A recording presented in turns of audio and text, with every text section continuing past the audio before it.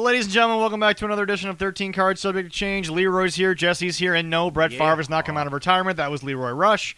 But anyway, Leo Rush. Leo Rush. But yeah, Oh, my where you goodness. go. Just get this out of the way. Ladies and gentlemen, Jesse was right in that case in that he was you never believed it for a second. We're just breaking in news right off the bat here. When he originally said he was going to retire. You never believed it for a second. And he kept having matches in New Japan Strong. I'm like, he's not going any fucking where. No. Well, supposedly he still had the contracts. He was. Well, but he was going to do those dates. But I mean, if you go back and watch the matches on Strong, he was having matches where I'm like, this is not a guy who's just trying to get his dates done. He literally when he extended his dates, and then because in my head I think I knew. I'm like, as soon because I'm like, he's going to extend his dates by 2 months, and then that he's going to continue to wrestle. I remember somebody in the lounge, I forgot who it was, posted, "What's up with the hate for this guy?" And I was like, dude, it ain't got nothing to do with anything other than that. If you look at this guy's history, he's created his own problems. Right. WWE didn't screw with Leo Rush. They gave him every opportunity to do what he did. Right. He was actually making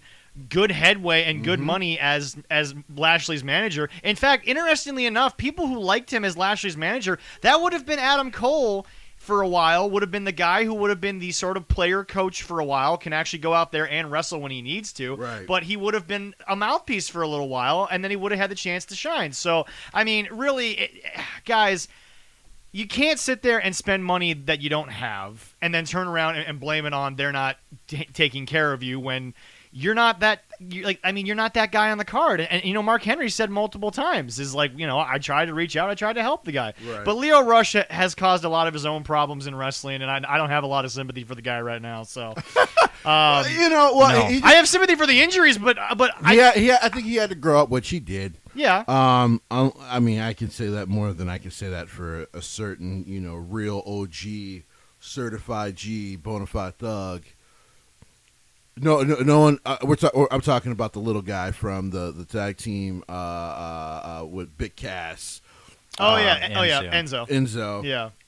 At least Leo grew up. He also has a wife and kids. So yeah. Eric has never grown up apparently, but as soon as I heard that he extended his contract with New Japan, I'm like, he'll be wrestling in Impact in like 6 months. They ended up being AEW, but still. Yes.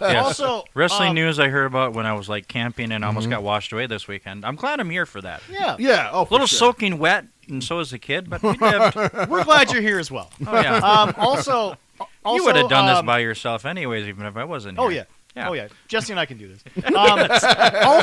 Also, not exactly sure what the details are, but apparently last night, Heroes and Legend Wrestling brought in James Storm and quote unquote refused to pay. Yeah. So he just grabbed a beer and hung out with the fans. So what was cool was apparently he's a certified class act though. Oh yeah. So what he did was he hung out. But he also would bring some of the little kids to kind of go backstage and meet some of the wrestlers. And by the way, I don't care. And that was cool. I don't care if you're the promoter. You ain't telling James Storm not to go back to the locker room. That's not happening. What I don't understand is why would you have him there and then you can't pay him? Well, yeah.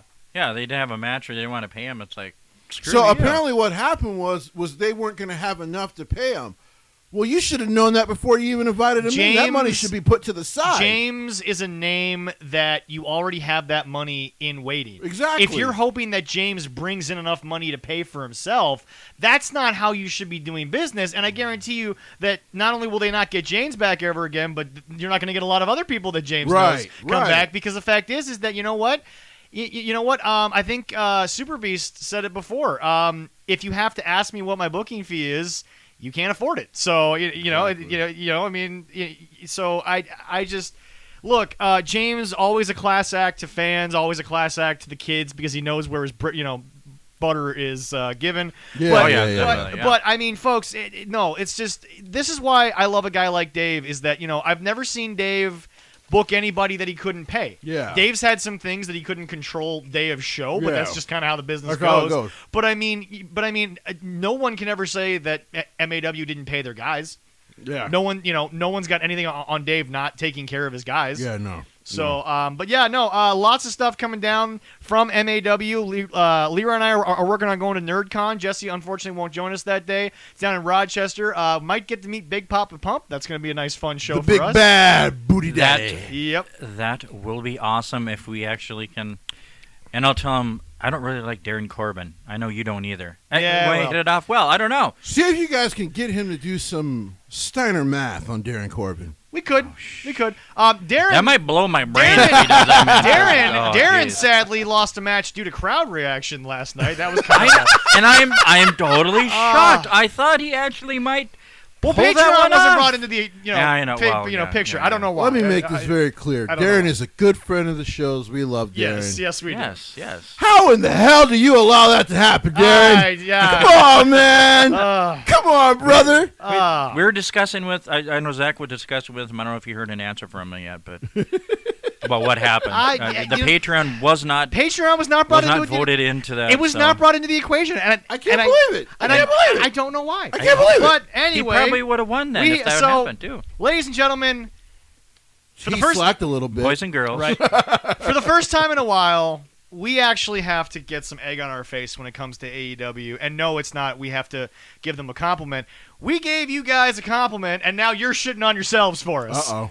Oh my God! Which one? You couldn't even have 2 good weeks of anything before you go around and make outlandish things. And by the way, news that was reported by Jesse over a month ago. Apparently, Body Slam is now It's reporting a little late. a little Little late, late. about a month and a half late. Maybe 2 months late, but Oh my okay. God! At least they. According to Okay. Body Slam, Yeah. Yes. according to Body Slam, Tony Khan has finally admitted that he took all creative power away from the EVPs, and they are EVPs in name only. First and foremost, Tony, if he did that a month ago, you've still sucked up until now. So I'm a little Yeah. worried for the long term there, but I will say, though, the last couple of weeks been pretty good. well, but see, Jesse, this is what you and I and Leroy have talked about, and this is again, people. If you're not listening to us, you're sitting here and all of your complaints about AEW or all of your takes on AEW, you're like 4 months late. You're about 4 to 8 months behind us here. But no, Jesse, we said Are we really that good then?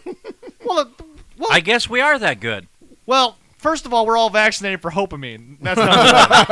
All right, yes, all right, that's yeah, done. But the thing about it Years is, ago. but the thing about it is, Jesse, Years and years ago. Jesse, we said it. Mm-hmm.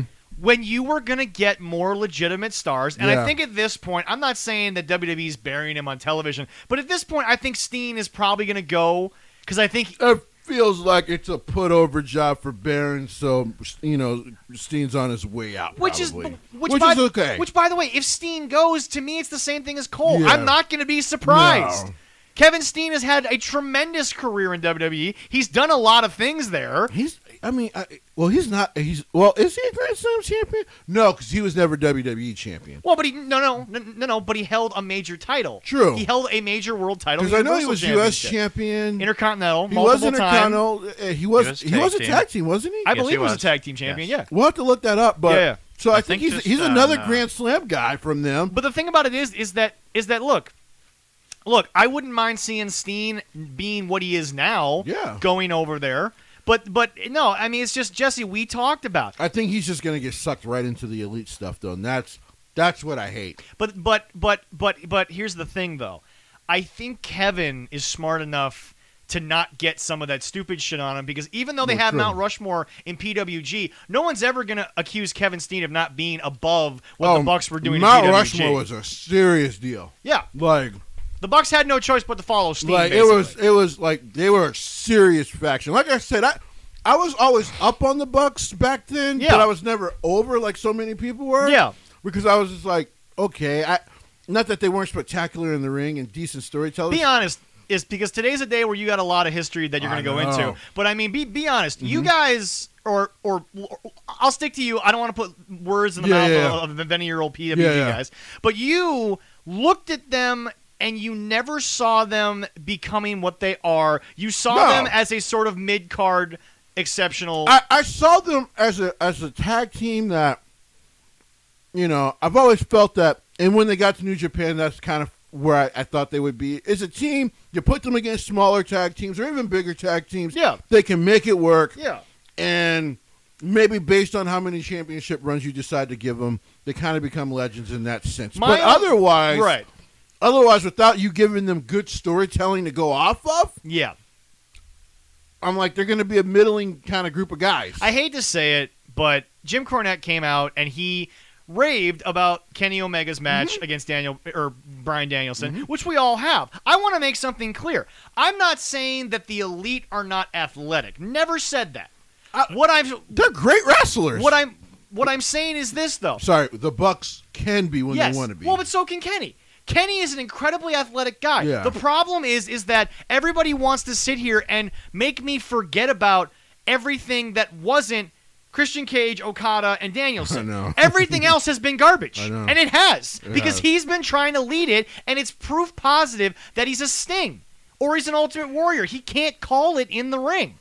And the reason why we're sort of getting into that is a little later in the show, Jesse, you're going to actually finally sort of pen out the history of Mr. Kenny Omega. Yes, sir. From his PWG days to his New Japan days till now. But, I mean, folks, I've never said the Bucks and Omega can't make a living in this business. I've just been honest, and I've said that y'all, look, I get angry when you tell me something's the greatest of all time, and I saw the greatest of all time. Right. And it's not anywhere in that ballpark. No, not even close. So here's the thing. Yeah, go ahead. Here's the thing, man. So because I believe, and I think Kenny's told the story where he kind of met the Young Bucks a little later on around his Ring of Honor time. When he would wrestle in Ring of Honor a little bit more. I think 2007, 2008. I could be off by a year or two. And right around that time, because remember, he came in shortly after a lot of those big name guys that you always talk about were signed to WWE. Correct. Right around the time they got signed is when Kenny sort of got into ROH. Basically, WWE was almost using ROH as their developmental. Basically, yeah. No, he was not a Grand Slam. WWE. Okay. He's had the NXT once, Universal Championship, Intercontinental twice, and the U.S. Champion 3 times. I thought he had the tag team, but I guess I'm wrong. Well, we were incorrect on, but that's what he had. But the entirety of his run, he proved literally night one, I don't think he was ever going to work in a tag team. Well, I thought that maybe him and Jericho had the tag team championships for at least a short time. Yeah, well, I said he's 7-time champion in WWE. I mean, that's damn good. He's damn great. Oh, yeah, it's fantastic. Kevin Owens' legacy is cemented. He's got absolutely nothing to worry about there. So he's also, again, he doesn't seem like he's a guy who's going to blow a lot of money, unlike unlike Leo. It seems that Kevin probably, once again, much like the guys in AEW, except Kevin's more talented than 98% of that roster, Kevin got paid more than he thought he ever was going to get paid, and now he wants to maybe go back and do some of the older stuff, which is fine. Wants to get back together with his friends. Well, but Kevin Steen always took shit seriously. That's the other thing. A lot of this comedy stuff the Bucks did either before or after Mount Rushmore. True. This is stuff that I don't even need the PWG guy here, Jesse, to tell me. I watched it on the internet. He was clearly more serious than anyone in Mount Rushmore, and that's even over, Correct. Over Hell, Cole. Even about to say, he was bigger than Adam Cole. So here's the thing.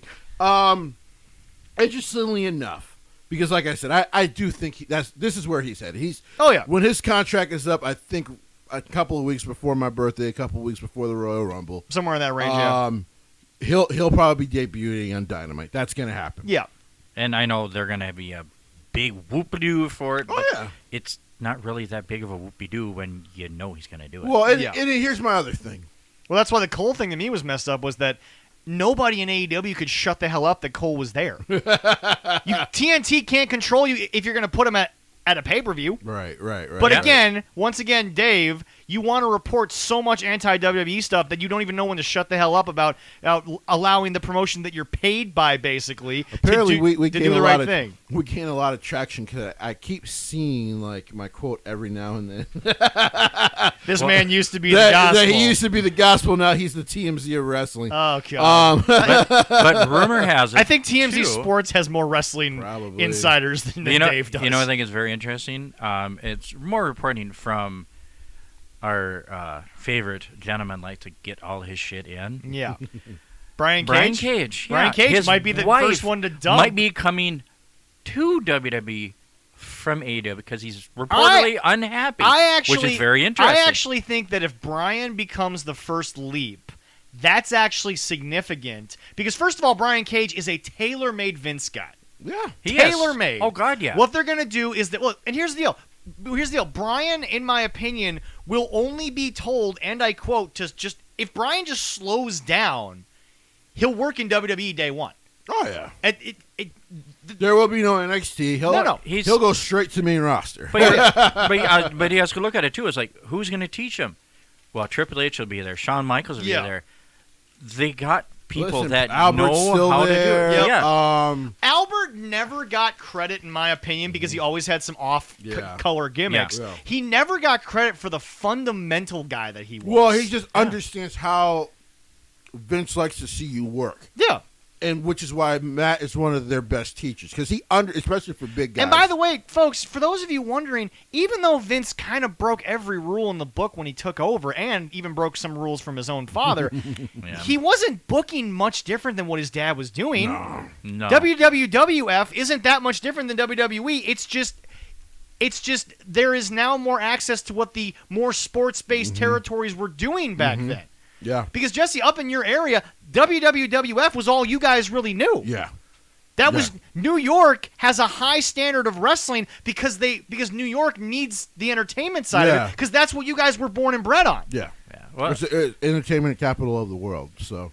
Which, by the way, folks, that is 100% true. New York's they film in New York City, so you outdo L.A. There's plenty of gambling in New York City, so you outdo Las Vegas, and then you're just New York City. I mean, I think it'll be very interesting if Brian Cage does go over what the AEW fanboys are going to say. Well, here's my thing. That'll be very interesting what they say. You know what? Do I do a prediction, not a spoiler, not a prediction? To me, I feel like Brian. We're not going to a bet box for that one. No. I feel like Brian is a guarantee right now. At this point, I would say he's over. I would put it at over 53% that he will be the first. Yeah. But if he's the first, they should be worried, because then some of the younger guys are going to be like, "Well, wait a minute." Because I hate to say it, folks. So here, let me throw this at you. No, please. So like your boys Dante and then his brother. Yeah. They're going to be like, "Wait a minute. I know we're technically developing with them, and of course Dante's coming back and doing some stuff here in Minnesota again in the first cup 2 weeks, I believe, at First Wrestling. Yes, yeah. He's gonna. I think even at some point, him and his brother are probably gonna be like, wait a minute, we're like 20. We're gonna be 21 next year. Yeah. Why don't we just go to freaking NXT? They want our us this young. And by the way, folks, they could still be high flying. I want to jump off that for 1 second to sort of jump off any cards that we have right now. NXT 2.0, what really is the difference other than the atmosphere? Seriously, it seems like they're just letting it. I was about to say, in a couple of gimmick books that you can definitely tell are from 60-year-old men who have lost a little bit of touch. Oh, I agree. But otherwise, actually, like I said, to me, I'm slowly getting into it. It's going to take a minute for me to get into it, but I would get there. I think that Vince just wanted them to work a slightly different way. I don't think he ever wanted them to stop doing what they were doing. I just think he wanted them to have a different goal in mind. Yeah, I think now... Because it seems like now the booking is actually gearing these guys towards actually building them... to get on the main roster. Versus you're going to build a character that works down here, and then we're just going to rebuild you up there. Because in my personal opinion... Johnny is still doing great work. I think Johnny's been great. God, yes. And no one is telling. And by the way, folks, John's going up on Monday. We'll hear his name out of the draft tomorrow. It'd be interesting to hear. Oh, yeah. Okay. Before we get to that, but back to this whole thing, folks. Tony, you now know who you got into bed with. Okay, you know the people that you worked with, and you know that their ideas are shit. You have to know that because, like Jesse said, the booking's a little more consistent now. There's still some franticness because Tony doesn't know exactly what he's doing. But the fact is that, folks, Tony... you know what? I want to call another shot. Okay. I want to call another shot. I know you guys love to listen to Jim, and I've been listening to a little bit more. Yep. And as much as apparently him and Tony have been talking about each other more positively... Yeah. I think February... you're going to start hearing Jim say, yeah, he's kind of reached out to me about coming to work there. Probably, yeah. I wouldn't doubt it. I give it till about after the Super Bowl in February. Now, I think Jim is kind of done with doing it. I think Jim, if he does it, he'd do it from afar. I'm about to say, I think there's a chance, and I say that in the sense of, I think there's a chance Jim decides to come in as a consultant. Yeah. Because listen, because he's not going to tell him like, well, don't book the Young Bucks. He'll just be like, well, listen, give them this kind of story. Tell them, let's try this. Because remember, Jim has never said that none of these guys are incapable of being on the roster. Jim has said two things. One, the Bucks are not as intimidating or as main event as they make themselves out to be. And number two, he will never acknowledge Kenny as the greatest in the world because of his past indie stuff in Japan, but he's never said Kenny couldn't do it. Exactly. He's never said that. Yeah. He just said that Kenny Omega cannot be given the mantle of best in the world because of the bullshit he's done in the past. And now, that's all Jim's ever said. And as I'll get into later, he was also very protected by a couple of guys out there in New Japan. Oh, I cannot wait for that story because that's going to be a little unflattering to our boy, Mr. Happy Feet. But if Tony does happen, go ahead. I'll be very happy as a wrestling fan. I will also hate to say this though, Jesse, there's going to be a lot of people in that locker room that are not going to have jobs with AEW when it's over because I guarantee you he's going to look at them and say, why do we have these guys on the roster? Why are they here? We can't beat the green out of them. Guess what? No. So what? And by the way, funny story. Supposedly reported AEW passed on Buddy Matthews. Yes, they did. And somebody said in the lounge, hey, guys, they'll get there. I'm like, no, they were already there, and they passed right along. Right. Hold on. Back up. Park the truck. Back the Brinks truck back up. Buddy Matthews, who made 205 the most watchable thing on television for a good 6 really months. Did, yeah. And he put on some damn great matches. Yeah, he did. With a cruiser, oh my god! And you're just gonna tell me that this guy? Well, okay. And like I said, Vince dropped the ball on 205. 100%, I agree. But the other thing, even Cornette's been like, yeah, Vince dropped the ball on that. Buddy's gonna go to Impact. I'm guessing. Oh yeah, I would. That's what I'm looking at. I would. And Buddy shows up day one. Him and Josh Alexander could have a great X Division run. I think Braves headed to Impact. Now the reports came out because I told AEW people, like especially the hardcore. Reports are also that Braun is supposedly leaning more towards Impact than AEW. My biggest problem with him going to AEW, they have no use for him. They don't. They have zero use. And Impact at least would try a few things. I think Scott D'Amore. I think it was Scott D'Amore. They did a little interview and he just kind of said something in Braun for one of the next pay-per-views. So he kind of hinted towards a Braun Strowman. I think he's supposed to be, because I think he's supposed to be maybe coming in and working with someone, but I think Impact's just going to end up signing him. And plus the schedule, and that's not a downgrade now that Impact is sort of on its sort of and the schedule-wise, it's great for them because they can book. Hey, baby, I'm going to be in Nashville the next 3 months for all these tapings and and when we travel for pay-per-views. Yeah. But otherwise, you actually get to be home when you're not doing the show. It's actually a lighter schedule than AEW. It is. Yes. And I've seen past one where they had Rosemary and that kind of and the father, kind of like the darker stuff that he might want to do because of the Fiend. They've done that really well. Yeah. So I think it'll be a great spot for him. Okay, so Wyndham is definitely probably going to Impact. In my opinion, I think because unless you brought him in to work with the Dark Order, it made I'm going to be the opposite here. I'm going to be the opposite here. I actually think it's going to be AEW, but let me preface this by saying this. It's going to be AEW over Impact because Tony is just going to flex the cash more than Impact. That's why I think it'll be, because the fact is that I think Tony Khan is looking at this and being like, sadly, he's booked himself into a Heyman gimmick. He has to have a surprise. He's got to have something to continue. And like I said, he has booked himself into a world where he has to keep up the momentum of new, because once the new smell wears off, he's just a shitty car. But here's the fun. And that's just the way that's going to get. AEW is the ultimate car promotion where the second they started, they depreciated in value. But here's the question. Am I wrong? Well, it's true. Honest to God. The big thing before I let Leroy go ahead. Yeah. The biggest thing they need to stop okay, is these stupid shots Yeah. to their counterparts up north. Kenny Stop it. Kenny recently opens mouth, inserts both feet, and then V-triggers himself. Kenny, WWE is not as... You are not sending them scared. They're not looking at Kenny Omega and saying, that's why we're running scared. We're running scared, and they're not even really scared. They're not even scared. They're just No. dealing with an issue that, by the way, they put themselves into. I agree, Yep. 100%. When you have both of these networks paying billions of dollars for your show, I wanna- which great for the Yes. WWE. Yes.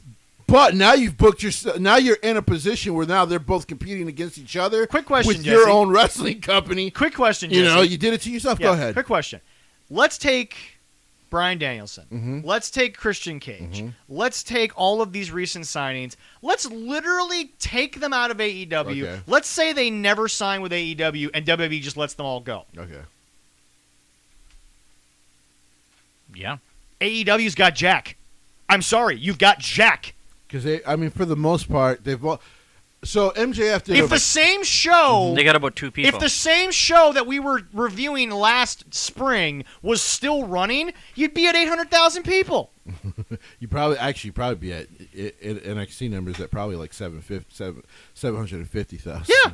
Like. Yeah, but that's my point. Is that no, Kenny, your shit stunk. Your shit wasn't working. No. And Tony Khan is look. I've always said Tony doesn't know sports. He knows business. Yes, he does. And business-wise, these were smart guys to bring in, squeeze what little wrestling they still have out of them out of them. But Tony Khan saw the writing on the wall. These guys are going to be better. If Punk never comes back to wrestling, Rampage, which, by the way, will never do that number again. Because they don't give a shit about Rampage. Even with Punk wrestling on it, you're not going to get that number again.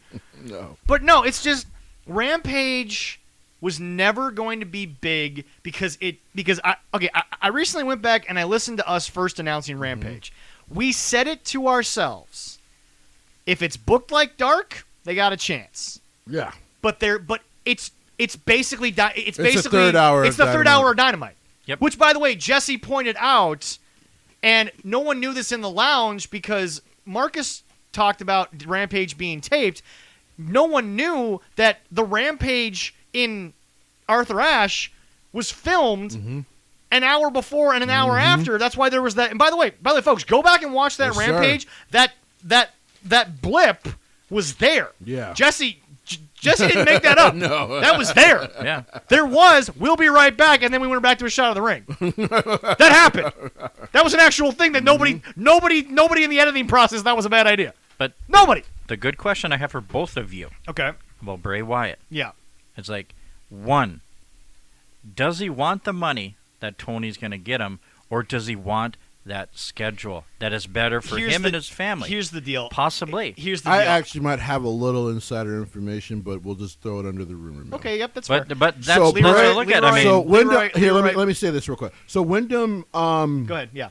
Wyndham is actually, because he was working with the horror designer. Yeah, He actually was introduced to now horror directors recently, yeah, and he's actually hoping to get into making horror films. yeah. So He's a very creative he's human being. insanely creative Yes. human being. I would say he's the Mick Foley of this era. So Just knowing just that always had kind an of idea for him. rumor Yeah. mill, that's why Impact would benefit him, because he's not going to make as much as if he let Tony Khan open the checkbook, of Right. course. But you get more free time to go do that if you're working for I Impact. hate to say it though, Leroy. Money talks. It always I- has. It I- always will. Yeah, but Hollywood But money we- talks even more the more you do it. But we But- got to put that up there as like, But Would at it the be that same way? time, Tony. Look, Tony has said he's calling the shots. He's still allowing these guys to do 90% of what they want to do. I'm not saying I'm about that, to say for the most part. Yeah, Yes. no, yeah. So it's like, Tony, you might be the only guy making the call, but you're not The saying one no. so the one I was shocked about Yeah. that lost his creative control for the most part was Cody. Because like I said, him and his wife have a major share in this company succeeding. Which is, by the way, that's why I'm like they're like 2 months late talking about Cody doesn't talk with the other 3 guys. Of course he doesn't. His baby's future is in the fact that this company does well. Yep. I digress. Yeah.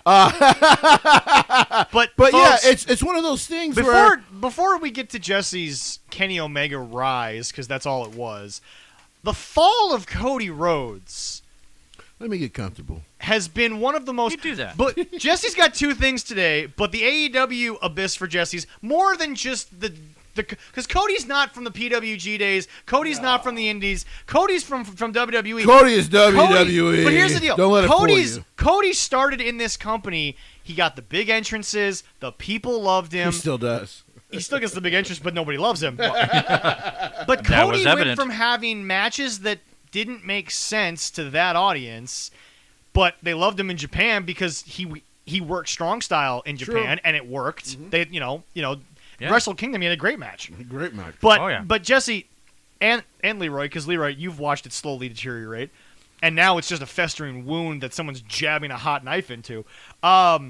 Cody Rhodes Don't feel good at all. Cody Rhodes is the outlier. Cody Rhodes is no longer, in my opinion, all elite. He's not. He's the wrestling in all elite wrestling. But the problem is that Cody, and again, we preface this, and you know what? That watch along is going to happen one of these days. We're going to have to figure that out. But Oh, yeah. but folks, Cody came in. That's yeah. easy. And no, it's not a big deal. But no, we just got to find the time to do it. But no, Cody, Okay, all right, yeah. Cody Rhodes came in, and he wanted to live out his father's version of wrestling, which is fine. Dusty was a very successful booker, Insanely successful. but Cody got into business with the wrong guys. Yes. He should have called Billy Corgan. Because Billy Definitely would have been should've. more than open to working with Cody. The name alone would have brought NWA back to prominence. And the way Billy Corgan does it, Yeah.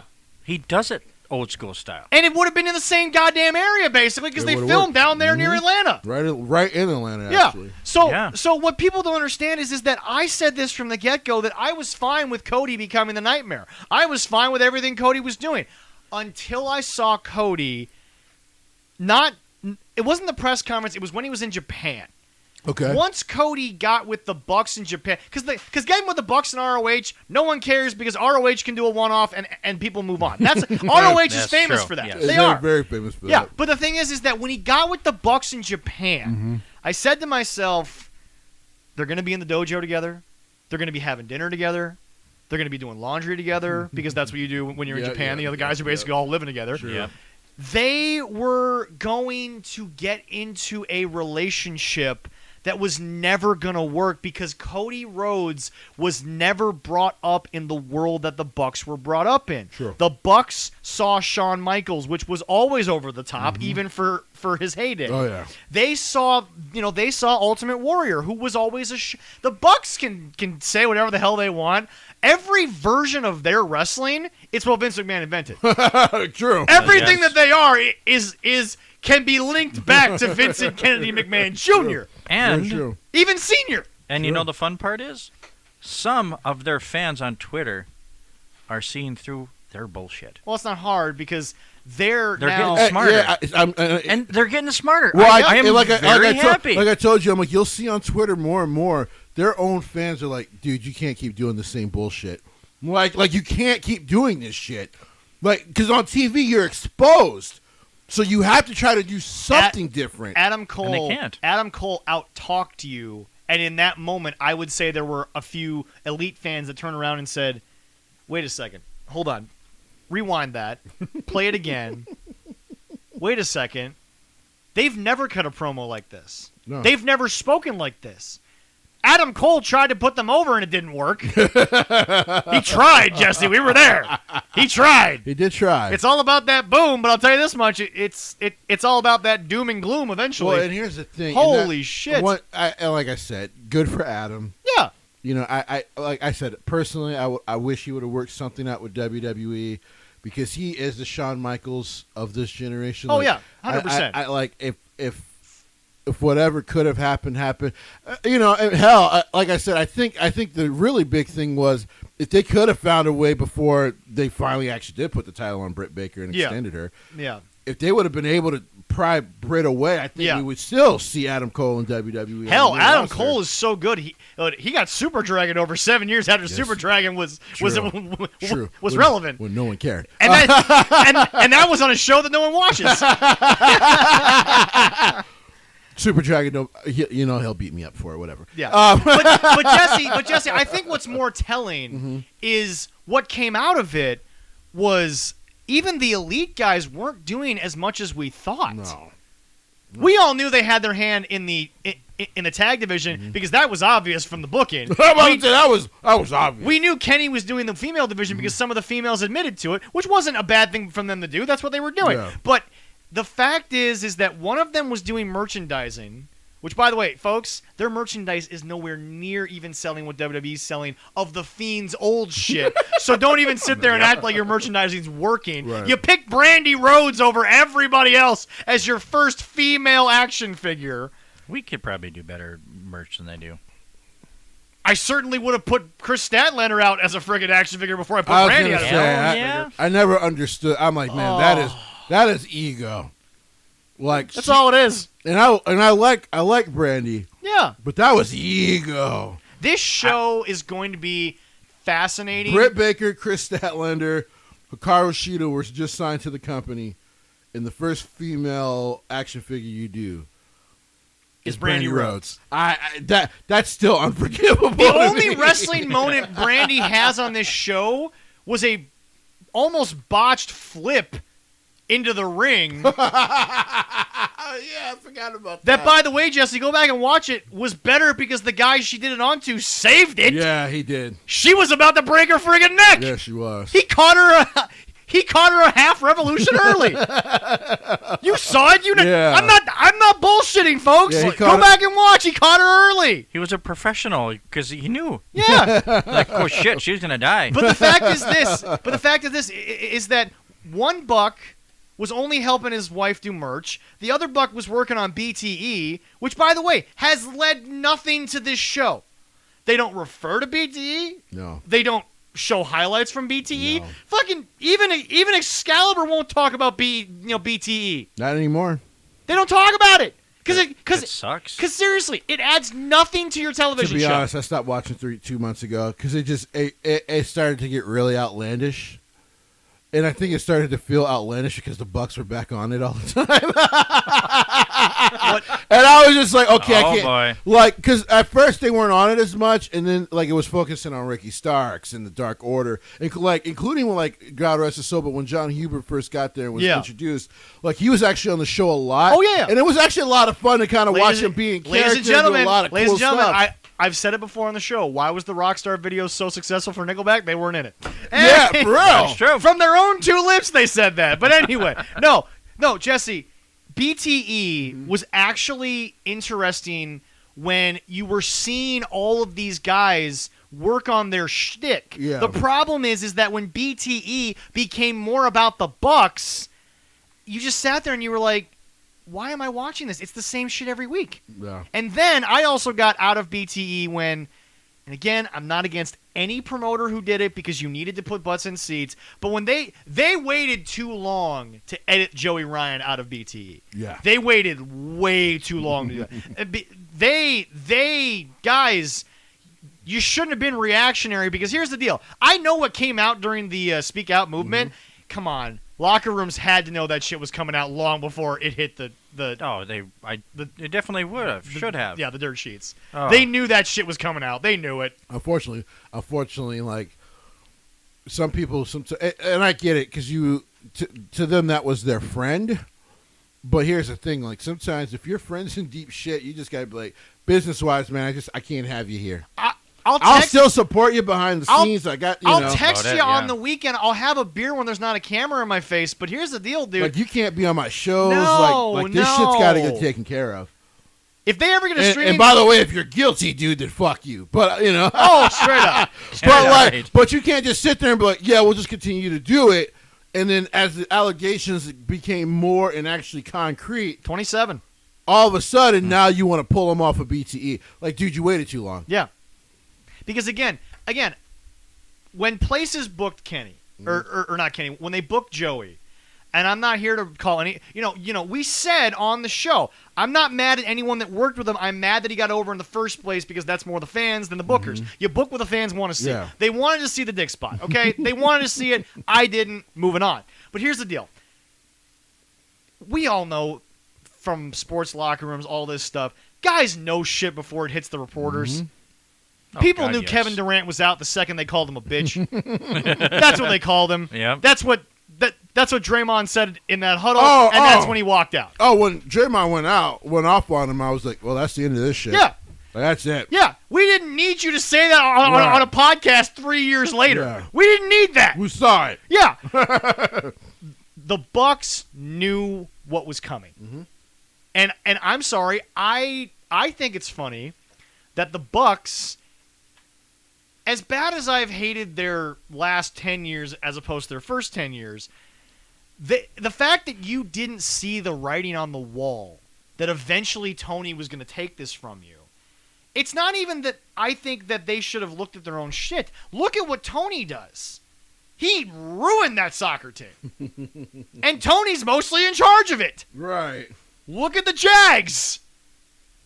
And that's not Trevor Lawrence's fault. That's just they're the Jags. I'm about to say that's not. I cannot blame. Did Tony they on actually that. pull? That's, Wait a minute. Did they pull out a win this week? no, they lost. No, they lost. They lost. They lost. They'll be 0-17. They might be. Trevor Lawrence is going to have more. Trevor Lawrence is going to get every loss for every year of football. I'm he's about ever to played say he's starting this season. So he had them up 14-0 at half, and then as good as It's Trevor not played, even. they just It's not even Urban Meyer's fault because how do you walk in with a cupboard that bare? yeah. What do you do? He's going to USC. You try. I would have never hired him. I've seen that man leave when trouble hits. If he actually stays until next year, he gets a lot of credit because I've seen him, dude. At Florida, once allegations became palpable, he was like, "Out." Once Tim You- Tebow got drafted, he was out. At Utah, when he started losing, he couldn't recruit anymore. Nope. Out. Yep. I got enough money. Fuck this shit. But here's the deal. No, the Bucks are proving to me that, boys, you don't even know where your career's going. You don't. You can't do this 3 years from now. Farther in the toilet than they already are. They're not there yet because they still have the ability to say that we still have a following that buys our merch and pays our bills. Boys, first of all, I don't think in 5 years you're going to physically be able to do this shit. And number two, guys, these fans are not going to stick around.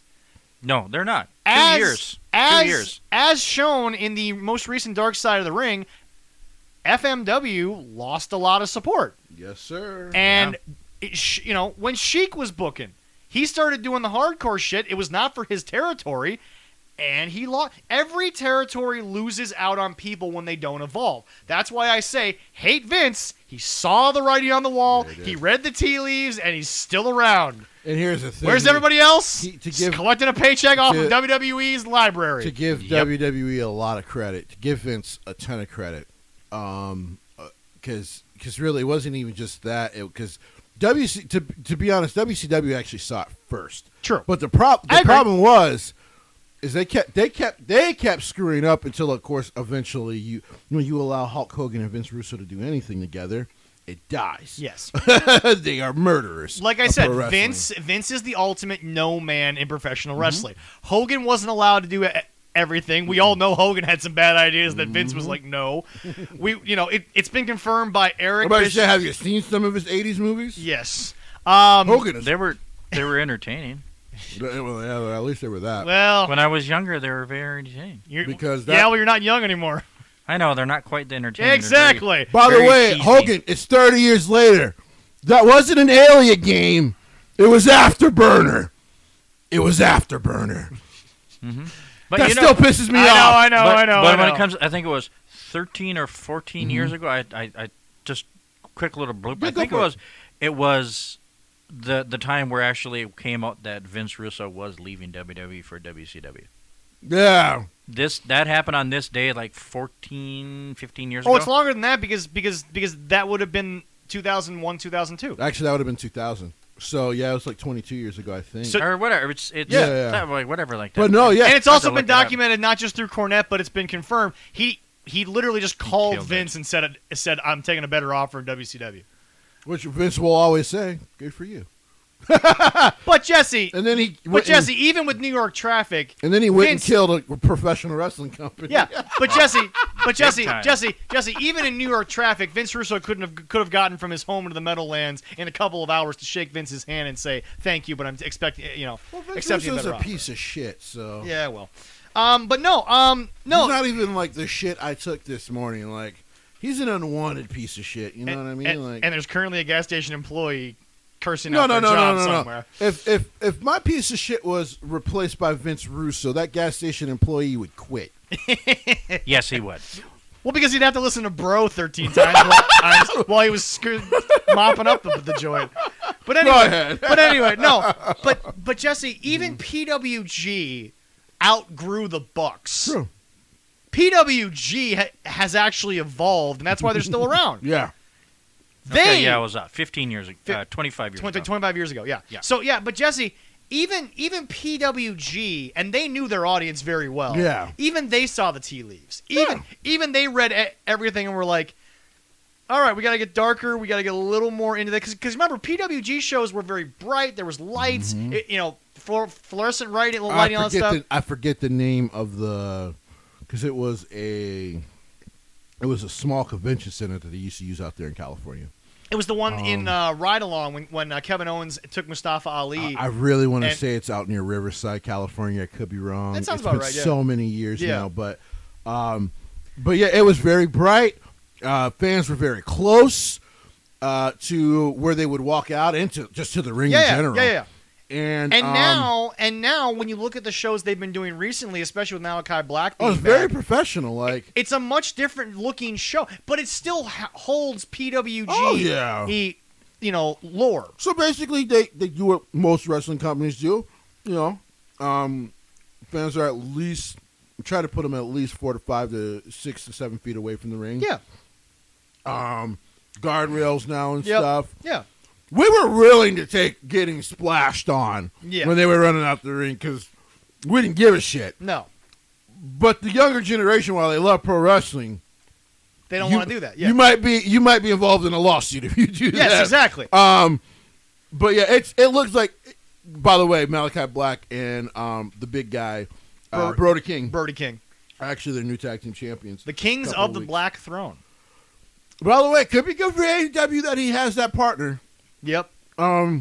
Because Brody. But Jesse, the problem is, Mhm. and again, the Bucks, they will not work with anyone that's more talented than them. We're about to talk about a show last night that showed off talent that should have been there 2 years ago to begin with, but we'll get to that in a minute. But just Jesse, the Bucks will never work with anyone that will outshine them. Well, it's not even that. They'll just bury them. Yeah.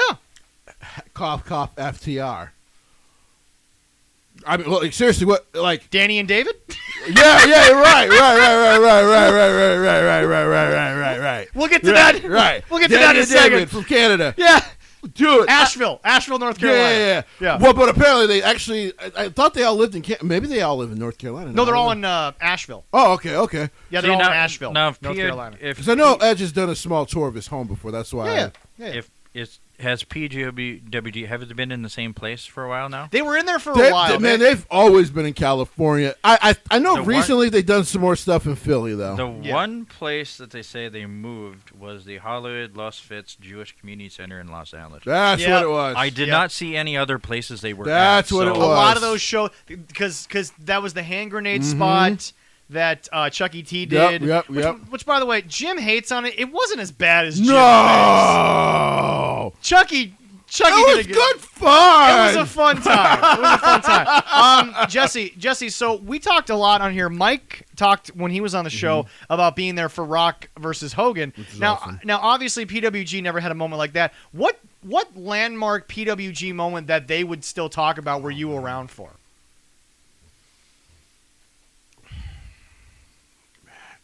I mean, so the two shows I went to, Yeah. and of course a couple buddies who lived out there have been to almost all of them. Yeah. Actually, you know what? I think I think I was at the one where Candice LeRae got almost got her back broken by Cedric Alexander taking his finishing move. Yeah. Okay. We all thought Cedric killed her. Like, jeez. I mean, she just sold the shit out of it. We were just like, Jesus Christ. By the way, that was why originally there was some PWG guys when he turned heel was like, well, why didn't you do this in the first? He was actually a heel in PWG. He was a very good one. Right. Yeah. Otherwise, I think Keith Lee winning their championship. You were there for? I think I was there for that. Okay. Yeah. Oh. All right. I Yeah. think that was the other, which was really cool. Sweet. Which, Oh, by yeah. the way, folks, the Bearcat name. Now that I know where he got it from, Yeah. not that big a deal. Like I told people, I'm like, before we jump on WWE's throat, which wrestling internet tried to do, I'm like, he literally chose that name because he asked permission from the family. But the remember- family said yes. But Jesse, and they were like, cool. But Jesse, no one. But remember, Vince doesn't allow anyone to have an original idea. I know. And I know Keith Lee came out on his own, I think, Twitter account, Mhm. and he goes, "Yeah, I have this name, but I am still limitless." Yes. I'm like, "Yeah, it's still the same It's guy, the and same- he's using the name. It's awesome. I love it. He's honoring I love someone it. that Who was a pioneer? if he didn't do what he did, it might have taken even longer for black wrestlers to get into pro wrestling. Oh, yeah. definitely. So like, Again, folks. Vince, if anything, has been the guy to champion a lot of African American Yes. wrestling because Vince is the only guy that's ever looked at wrestling as a business, Yeah. where a lot of guys looked at it, a little too inwards as, guys, there was racism in sports and wrestling before Vince McMahon was ever thought of. God, Like, yes. Vince is not the white devil here, okay? No. He's not. He never has been. But anyway, going back by the to way, neither was his dad. His dad was especially for that time, was apparently a pretty open guy about who he had come through the promotion. if you Yeah. could draw money in New If York you City, make you can draw money, money hell anywhere. yeah. To Vince's dad, it was just like, I'll bring a black wrestler to New York. I'll bring an Arabian wrestler to New York. We'll find a way to make a gimmick work, Yep. and we'll get it over with the crowd. Because he was just like, I see wrestlers as if anything, people, just people. If anything, the McMahons have had to succeed in the most diverse market that wrestling's ever Yeah. had. Because Jesse, New York City's got a little bit of everything. New York City is the melting pot of the United States. That's why people are always still shocked to see racism in New York, because it really is a melting pot of cultures. Italian, Oh, black, God, yeah. white, Jewish, Saudi. I mean, I could go on and on. Chinese, Taiwanese. I would like- honestly be surprised if I doubt New York City, and this might not seem shocking to everyone, but I doubt if New York City doesn't have every culture, religion, Oh, yeah. skin color that you can think of or that exists in it somewhere. They even got rednecks.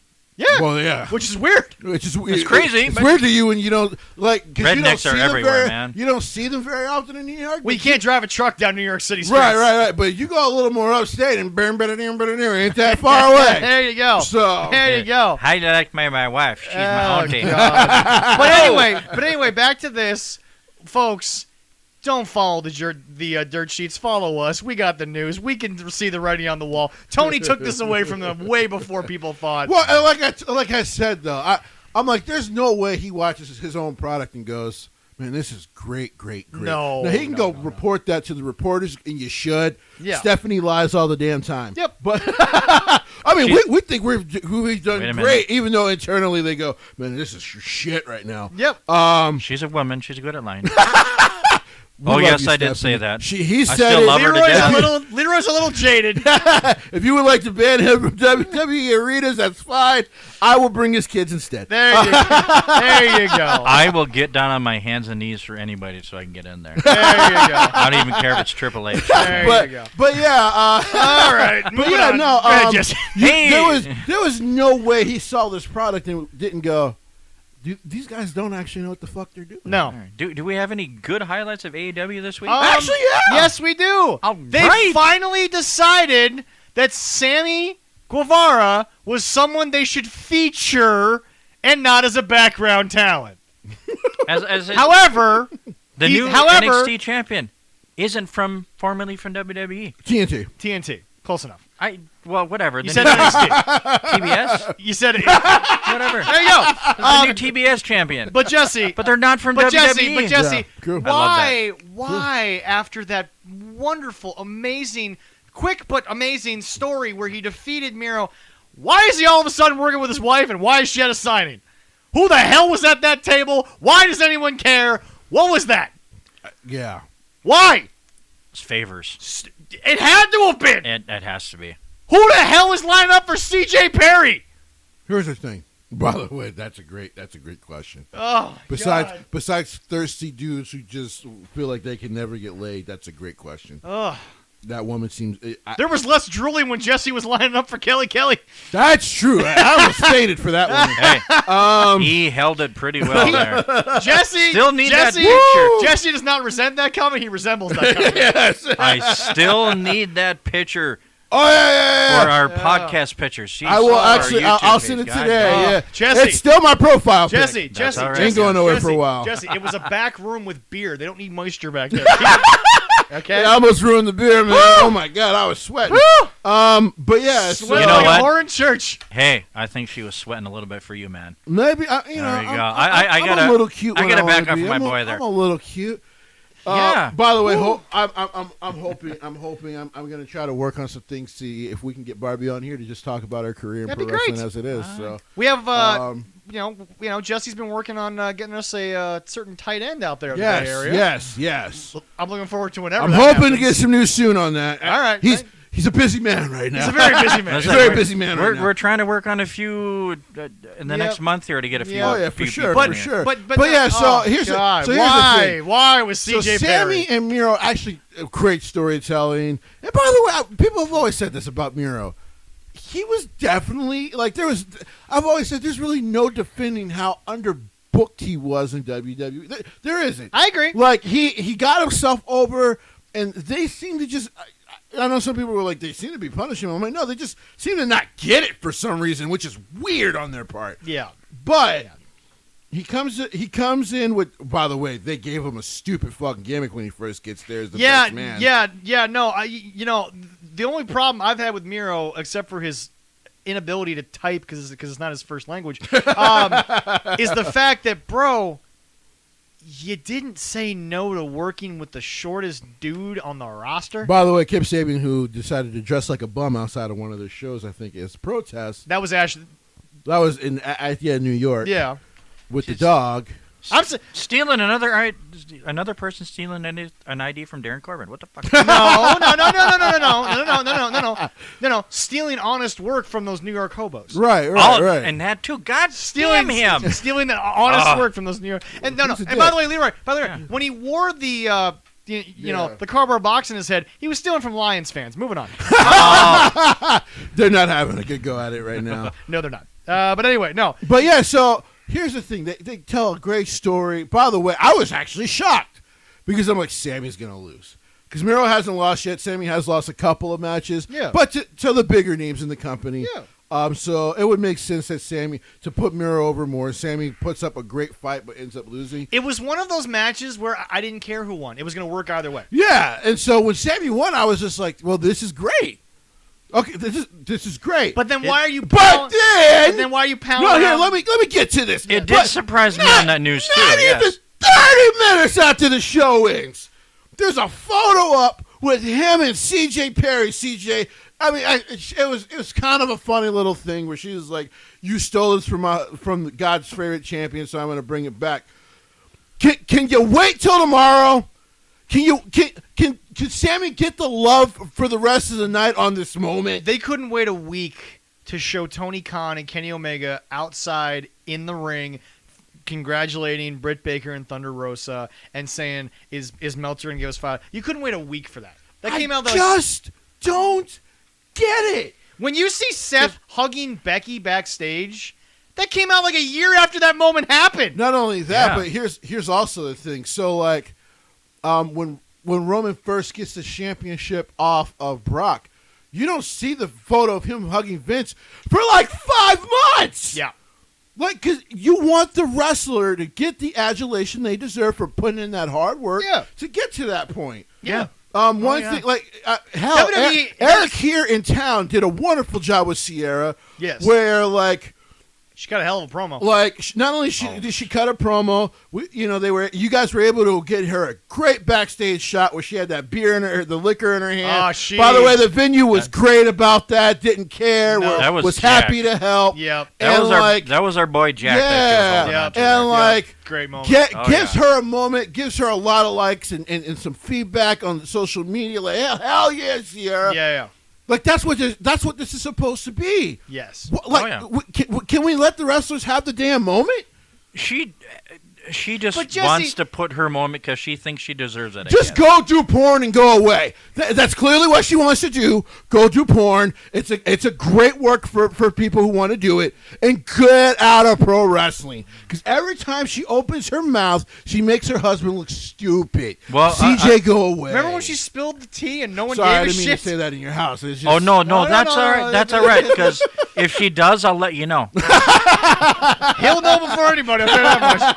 But Well, Jesse, Jesse's a Jesse, single man remember- like me. Hey. He might know too. Hey, amen, sir. Yeah. Amen. Well, but Jesse, remember when she said she was going to spill the tea and it was stuff we already reported? She didn't spill tea. She She spilled marshmallows from the tea that didn't actually melt in the damn tea. Oh, my And you can No. still pick up God. the fluffy marshmallows. She just peed on herself. It was a nothing burger. It was literally Like it was a nothing burger. nothing She mattered. piddled on herself. But no, that's it. Jesse, I'm excited for Sammy Yes. to get this opportunity because remember, people forget Sammy Guevara was in the first ever match in the Yes, history he of was. AEW Dynamite. Yes, he he was. The was. opening night of this wrestling promotion that we all had hopes for at the time, boy, did that dwindle, was friggin' You had hopes for. I was like, let's see. I had hopes for it too, and I was. I was like, oh, let's see. Because, like I said, when I watched it, I was the first person in that when that original press conference came out. I'm like, I don't want these guys to fail, but damn, do they See- have a failing attitude? See, Jesse, I was so hopeful for it,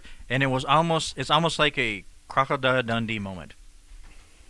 When you reach down and grab something, you go, "Oh my God," and you walk away. Yep, because it wasn't what exactly you were looking for. But here's the thing, though. Which, by the way, was a good match with Yeah, Cody. yeah. I just want to drop yes, that right. yes. It was Yes, exact. very it, good. It opened the way it should have. Yes. The problem is, then they took a complete left or right turn from what they were supposed to be doing, which is what Cody wanted to bring. Then they went elite from then on. I think they took a left and then they took a right. right. No, they came to a fork in the road and then they went straight. Somehow they found the roundabout, and while they were trying to take a left, And they're after the still- right, and they're still in the spinning. roundabout. They're But still in the roundabout. I actually want to give Tony Khan credit. Here's Yeah. why. Yeah. Here's why. So, the Young Bucks and Kenny Omega clearly have been trying to do the faction thing like they came from in New Japan. Yeah. They have been failing at it for a year and a half, 2 years. The Dark Order should have, and I'm serious, after the passing of John, their direction should have been as clear as day. Yeah. And their direction is they're getting chewed out on national television by a lovely yet still 120-pound woman. Yeah. And that's not a sexist comment. These are grown-ass dudes. Stu Grayson is a grown-ass He's a man. grown-ass man. And he's getting chewed out by a woman who is 4 times smaller than he is. I'm sorry. That visual is bad whether you're a feminist or not, folks. Well, here's the thing, though. So, by the way, we'll get into that. Oh. Because while it was a beautiful moment, like I said, I have my issues with it, and it has nothing to do with Amanda No. or her son at all. No. But where I want to give him credit was he went, okay, I'll keep the factions, Yep. but they don't always need to do warfare. Nope. So, No. so to give him credit, Sammy Guevara Well, still comes he up. literally took a Gato approach, which is, hey, Chaos has members, but Shinsuke's doing his own shit right now. Okada's doing his own thing. Oh yeah. The Pitbull is doing his own shit right now. Like, you can do that. Yano's always doing his own Oh, thing. yeah. Well, that's true.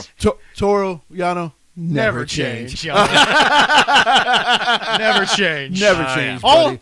he is officially he's always my pick for the G1. He's always my dark I horse. gotta catch up because I heard that maybe he actually got cheated, so I gotta catch up. All right, but all right. but I will, like I was saying, where I gotta give Tony credit. He's gone. You know what? I still need to do individual stories with all these guys. Yeah. So I'm gonna tie in their factions into their makeup, Yes. but they're gonna do individual stories. Yeah. So FTR now looking at trying to get back into the tag title division. By the way, that has to be just Tony going, why aren't these guys doing anything? I'm paying them a ton of money. Well, not only that. I'm paying them a ton of money to be here right now. Well, not only that, Jesse, but Danny and David, when they're actually friggin' working, Right. you can see, holy shit, these guys can wrestle. I think Edge might have killed those guys. He might have inadvertently killed them. We'll talk about that a little We're later. gonna in the see show. so many Danny and David signs. Oh, it's gonna be so good. I love it. But Yano's got 6 points Yeah, I so know. far. He's doing And- really good. and there's matches tonight. So like I said, No, I tonight, got to catch up on that. But Yes. so to give Tony credit, he's tied in the fabric of what the factions are into their makeup. So FTR still has a lot of the Pinnacle stuff. So they actually kept the Pinnacle music, Right. which is cool. Yeah. They kept it. Even though we don't see the chairman on Dynamite, which is fine, he actually comes out to it. Warlow actually comes out to it. I hate to say it, but agreeing to everything that he did, nobody wants to see Sean Spears right now. No. Right now, they need to Alexa Bliss Sean Spears Yeah, and just. Here's the deal, folks. Everybody's mad. It's like Alexa Lee. This is what Vince sadly wasn't doing enough of, which is just if you're gonna change someone, keep them off of television for a Right. while. But Vince is finally doing it with Alexa. If she comes back to the old shit, no one really is gonna care Yeah. because, in my opinion, yeah, they kind of dropped the ball a little bit, but there was a sort of finality to what she was doing. True. But the thing about it is that no, folks, Sean Spears needs to literally just be off of television. For a little Put him bit. on dark. Let him get his wrestling down. That's fine. If he wants to work, let him work. But Right. folks, That's true. the I agree. chairman thing has to stop because it has literally created not go home heat. It's no one cares heat. Right. Right. No one cares about Sean Spears right now. Right. He Right. is he's a great in-ring worker, but no one cares. And that's the worst heat to have. Yeah. That no one cares. No one cares. So with Sammy Guevara, Even with X-Pac heat, somebody will book you. well, somebody will still book X-Pac. He might get booed, but somebody will book him. Yep. But here's the thing. So Sammy Guevara still has a lot of tie-ins to the Inner Circle. Yeah. But what was cool, like when he won the championship, There was no inner circle. there was no Inner Circle. It was just his friends from the podcast, Yeah. from the blog, and I'm like, perfect. Yeah. So he's still tied in with them. He's clearly still tied in with them. Yeah. Of course, Chris congratulates and they do, and they all should. Yes. But like, that's how Japan, like New Japan is smart with their factions because they go, we'll use the factions to do warfare as stories when we need to. Now that you guys are in them, Yeah. but we don't need to do it all the time. So we can still tie it in with your character. Chaos doesn't always need to be at odds with Suzuki-gun. No. They don't always need to do that. I mean, No. and by the way, if Yano's going to work with Archer, then let Yano work with Archer. Right, They're right. great together, Right. and they can work together. Right. But they don't need to have Chaos versus Suzuki-gun Exactly. happening in the middle of Yano and Archer. Exactly. But they're still in Chaos and Suzuki-gun. Yeah. So But no, and it love- ties into their characters and the story Yes. that they're going to tell in the ring. I loved this. Sammy's always been a great worker. Yeah. Sammy, Sammy, like I said, and this is again where I think Tony doesn't know where to go a lot of the times, but he is, trying to get better. Is Like I said, I definitely see He should have improvement been- and hope. yes, he should have been the breakout star after Stadium Stampede. Yes. But then they decided to go backwards and do more shit that made no less sense than what began it to begin with, because nothing made sense to begin And Chris with. Jericho, the only reason MJF is still over is because he's MJF and he's very, very, very, very good at this. By the way, that's the other name, because if Brian Cage does go Yep. and jump ship, Yep. give it 6 months, because MJF still has not signed his extension. No. His contract is done next year.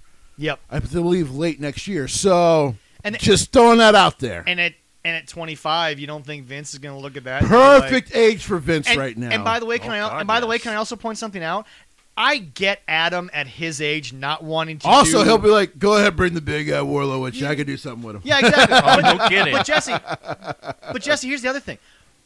I don't think that I get with where Adam Cole is in his career, not wanting to be a mouthpiece for a while. Yeah. But I don't think Maxwell Jacob Friedman would care if he came in Nope. and talked for a year before they gave him a chance to wrestle. That's all he's been doing on Dynamite anyway. And by the way, Yeah. as you're starting to see on WWE television, they're starting to let him swear a whole lot more. Oh, yeah. So, but I think besides on Fox, because they can't do it on Fox. Yeah. No. But otherwise, on Raw and NXT, they're letting him swear a whole lot more. Yeah. So, like, he's going to be like, oh, great, so I can still kind of cut the same promos I have been cutting. Vince is like, just give me money. So, like... And by the way, I don't think they would have him change on social media that much. Because No. Vince is going to be like, dude, the fact that people actually hate you, I can sell so much merch off the fact that people actually hate He you. could sell that scarf for days. For like over $1,000 and Even his own make parents, money. even his own parents hate him. So it's all right. Exactly. That was great. But The no, parents but no, playing but into no, it, that was Leroy, I am encouraging. great. Fuck you, Mom. That was Yeah, that was amazing. I am encouraging people to go watch more Dynamite, but I will say this: you're still gonna get a lot of schizophrenicness. yes. And I hate to say it, Jesse, I still think it is a 70-30 split schizophrenicness to straightforward what we want to do. Right. Because the problem is you can't feature Punk every week, but Danielson can be featured more often Right. because he came from that. But I think Danielson is going to wear thin on these guys. Yeah. I don't know if he'll wear not in the thin. locker room, but the fans. I don't know if he'll wear thin. Here's why I say that. Okay. Because it's really not. It's not Danielson's fault what happens with him. Yeah. It's just, understandably, there's so much love for him because I think a lot of wrestling fans have the understanding this is probably the last couple years we're going to see him, and then he's going to be done. Yes. With pro wrestling. Yeah. So I think everyone really wants to enjoy him while he's still doing this at such a high level. Because of that love, though, it can get a little irritating. Because like the more you see him, You can't tell me that Kenny also didn't sit there during Arthur Ashe and say to himself, I couldn't get this with anyone until he showed up. well, no. Well, because That's in the back of Kenny's mind. To be fair, It though, has to be. Bryan Danielson is on such a different level of legendary in wrestling right now. It's very much like Shawn Michaels returning from the back injury. Yes. Where it's just like there's nothing that you're going to be able to do to make us care less about Shawn Michaels because we understand at any point he could be gone again. Yeah. So when he came back to the NWO and then he had his first match back, even me, I'm like, well, I'm going to cheer for him. Yes. I'm like, you can't tell me he's a heel because I don't care. Yes. Because he's Shawn Michaels, and I love the shit out of Shawn Michaels. Oh God, yes. But I think that's where Brian's career is at right now. Oh, yeah, 100%. Oddly enough, trained by Shawn Michaels. Shawn Michaels. Well, so I think so was there's a couple other really good technical wrestlers. trained Tyler by Breeze Shawn. was. Yeah. By the way, that just Do kind people of shows also you not how good realize Shawn Michaels is. it's interesting. Shinsuke Nakamura was also trained by the American Dragon, Bryan Yes, Danielson. he was. But what's also interesting is Shinsuke Nakamura is literally if Shawn Michaels and Bryan Danielson had a baby. That's what Shinsuke Nakamura is. It was so weird to see I a love Japanese Shinsuke. guy Oh. who didn't fit in with the Japanese style. He was built for WWE day one. And Jesse, there is not a single guy on that roster, even at the status that Shinsuke was, you knew at some point he was going to make it to You knew WWE. he was going to America at some point. You knew I've grown to love him Yeah. so much. he's so since good. he's been And there. by the Oh way, my again, God. yes, they tried something new with the artist formerly known as, but he didn't stop being the king of strong style. No. That was never gone. And by the way, for those people that are like, well, Vince is controlling, the commentating. I wish Tony controlled the commentating a little more on AEW. We'll talk about that a little bit later. Actually, you know what? Let's hop into that now. Oh, God. So, All right. because I want to get into the Dark Order 16-man tag match. I have no problem with the booking. Leroy's got this look on his face like, wait a second. Back up. What? So, I 16-man tag, 8 on 8. Yes. Yep, 8 on 8. But, oh, by the way, it was Dark Order with Orange Cassidy. Yes. Okay. Don't know why. I prefer 8 on 8, but it Hold on, has hold on, nothing to do with hold on. wrestling. Hold on. Once again, You're welcome. I haven't again- been in one of those in years. Yeah. once again, as I listen to one of our Why? old shows, going back to Jesse's comment, one of my things, going back to his comment about them with Orange Cassidy, we don't know why. We Go on, don't. Jesse. Well, I could tell you a part of it was because he's feuding with Matt Hardy. But yeah. Anyway, so the way And they somebody's stole going to go bald. right. So the way they stole Well, Jack did. Well, Jack did. Jack did. Well, Jack's getting a haircut, but I don't know if he's getting go bald. But Jack's gonna have to go back to the old do-rag days. somebody posted that picture, and I was so happy they did. Oh 'Cause God. when he first started, he had like this White, do rag. bright white do-rag. Oh, it was ridiculous. Jack. Jack. Unfortunately, it's going to happen again. It Yeah, might happen probably. again here. But so they told the story of because they've still been doing like the Dark Order can barely get along. Last week, 2 weeks ago, it was Anna Are we Jay at the Connick- point now where they've been going too long with that? Oh yeah. When did we officially pass that threshold? Because they've been feuding for the better part of this year. I know. Like 3 months ago. And by the way, I'm about to say by the way, it started Jesse after the doesn't e- beatdown on Adam Page. Yeah. Oh, and by the way, also not Who even they don't even know when they're going to have back no. now. Jesse, by the way, won't even be the guy to say this. I'll say it. They've been feuding on Dark and Dark Elevation. Yeah. Yeah. It's not like they've been doing it too long on one show. They've been doing it too long on their programming. But back to your whole point. So the story that they're telling in this match is that the Dark Order are trying to get together. The commentary they had the commentary say, Tony Khan said he told them like, listen, this is a tribute show for your leader. Can you guys please get on the damn same page and have this match? They say yes, so they agreed to the match.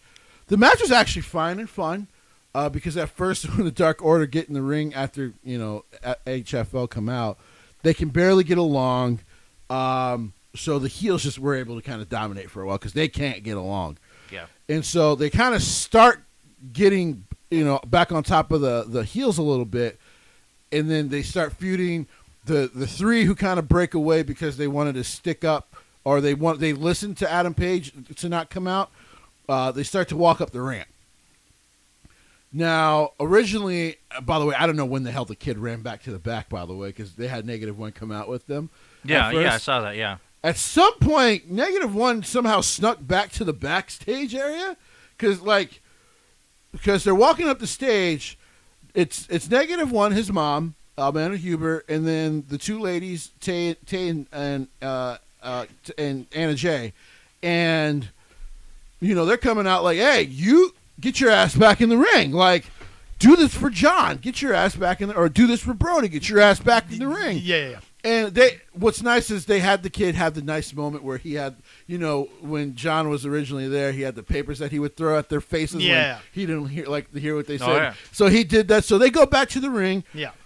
They give John Silver this awesome hot tag moment where he just kind of starts going crazy and taking over. Everyone kind of gets their shit in. By the way, I love the fatality finisher from. So good. It's so fucking good. So much fun. It was good. It was good back in PWG. It's even better now. Yeah. And they get the win. Here's my problem. Yes. I have no problem with the fact that you had the kid come out with Anna and Tay and the mom to get them to get. Is this their why we're shit getting into the together. commentaries because of this? Okay, yeah. Um, I know exactly where he's going, and boy, Leroy Leroy prepare My yourself. problem isn't with that part of the story because you know what? Technically that's his family. Yes. If in kayfabe they were a part of the Dark Order, it would make sense that they're like, get your shit together and get back in. It would make sense. Oh, yeah. All right. First of all, I love JR. Yep. I love JR. Greatest living announcer. But what is the thing I keep saying? He needs to just walk away from doing this for AEW. Yes. Because when he doesn't give a shit, Yep. you can tell he doesn't give a shit. Yep. And it takes you out the match. Because you can, unfortunately on TV, you could hear him clearly not giving a shit. No. And then the stupid line they gave to Excalibur. Here's what I don't get. They don't need to be in Excalibur's ear. No. Like in WWE, I am pretty sure he is barely in Pat McAfee's ears. And if he is, Pat Pat can't hear him. probably can't care because he's enjoying himself. He's not listening. He's just He's going. getting paid to enjoy himself. Pat He doesn't McAfee care. did something that wrestling fans never thought was possible. Michael Cole's over again. Right. He is. Right. He's over again as long as he's got Pat. Like, because Pat It's makes so him true. fun again. Oh God, when That Roman Reigns got drafted #1 overall, Pat McAfee could not have been happier. And it just made Cole die. Oh God. And But unfortunately, anyway, I didn't. but anyway, I gotta back- watch that. Yeah, but Oh, yeah, anyway, you but should anyway, I was watch busy it. all weekend. yeah, but anyway. But so back they to give- this. They give Excalibur the stupid ass line. -1 is just like his dad out there. Well, his dad's not out there. Yes, he's doing the same thing. We could see that, Excalibur. What? What? And then so John Silver starts running around the ring. They didn't even know he was the legal man. No. So they're all getting mad at the ref because they're like, why is the ref looking outside? He's not even the legal man. He got tagged in. So here's the biggest thing. 16-man tag is too fucking much because your commentators can't pay attention. No. Only CM Punk, to give him credit, knew who the legal man was. That'd be tough for me to figure out who the legal man was. Why is the wrestler who's volunteering to come out to do commentary the only person who knows what the fuck is actually going on out there? That's bad. That's horrible. Yeah. See, here's the thing. People think that in AEW it's like, oh, we love everything they do. Here's the thing, though. They do things that, what's the word I'm looking for? Subconsciously, you can't get away from. No. You might not openly tell me that I'm right, but subconsciously you're like, he's got a point. He's got Here- a point. You know what? Let's go to another match where this is where I'm like, JR, just be a talent scout for them for a short time and then figure out if you want to go work for Japan or Ring of Honor, or something you're going to be more interested in. Yeah. So it was Josh Barnett's not doing much these days. No, he's No. not. Josh has got time. He does Bloodsport and stuff like that. Well, still, yeah, but that's Josh about still it. has time. He's got time. Yeah. And that's just because Josh decided since, COVID started, he's going to stay away from Japan because they keep having a lot of issues with Yeah. COVID out there, Yeah. unfortunately. But they could, but they could do the English commentary from the dojo in L.A. True. But he doesn't want to do that. See, Kevin Kelly was willing to do that. Yeah. He's not willing, and that's okay. He's not willing to do because that means you have to get up early to record it Exactly. for them to try to then put it out a day later. I agree. Yeah, no, he doesn't yeah, really yeah, want no, to do that, yeah, and no, that's because remember they're like 12-hour difference Yeah. between us, and since they live in LA, it's probably Jesse worse. and I are going to have a long Wrestle Kingdom weekend. It's gonna be great though. It's going to be a long. By the way, Kevin Wrestle Kelly Kingdom. and them are back in Japan doing the shows live. Yes. So English commentary is back. I'm Yes. gonna laugh my ass off on you guys too. Oh man, we're gonna be so dead ass tired by now. Oh God, I'm taking Friday, Saturday, Sunday, and Monday off because I'm gonna need Monday to recover. Shit, I was tired last year. Last year, or no, 2 years ago, right before COVID hit, watching it because the two shows usually they're like 3 hours long. That's why they try to do it two shows because Yeah. they were starting to get to WrestleMania length, which is one show, Yeah. and they were like, "Yeah, let's do two shows." And in 2020, both shows were like 4 hours each, and so like you're talking about getting up at fucking like 4 a.m.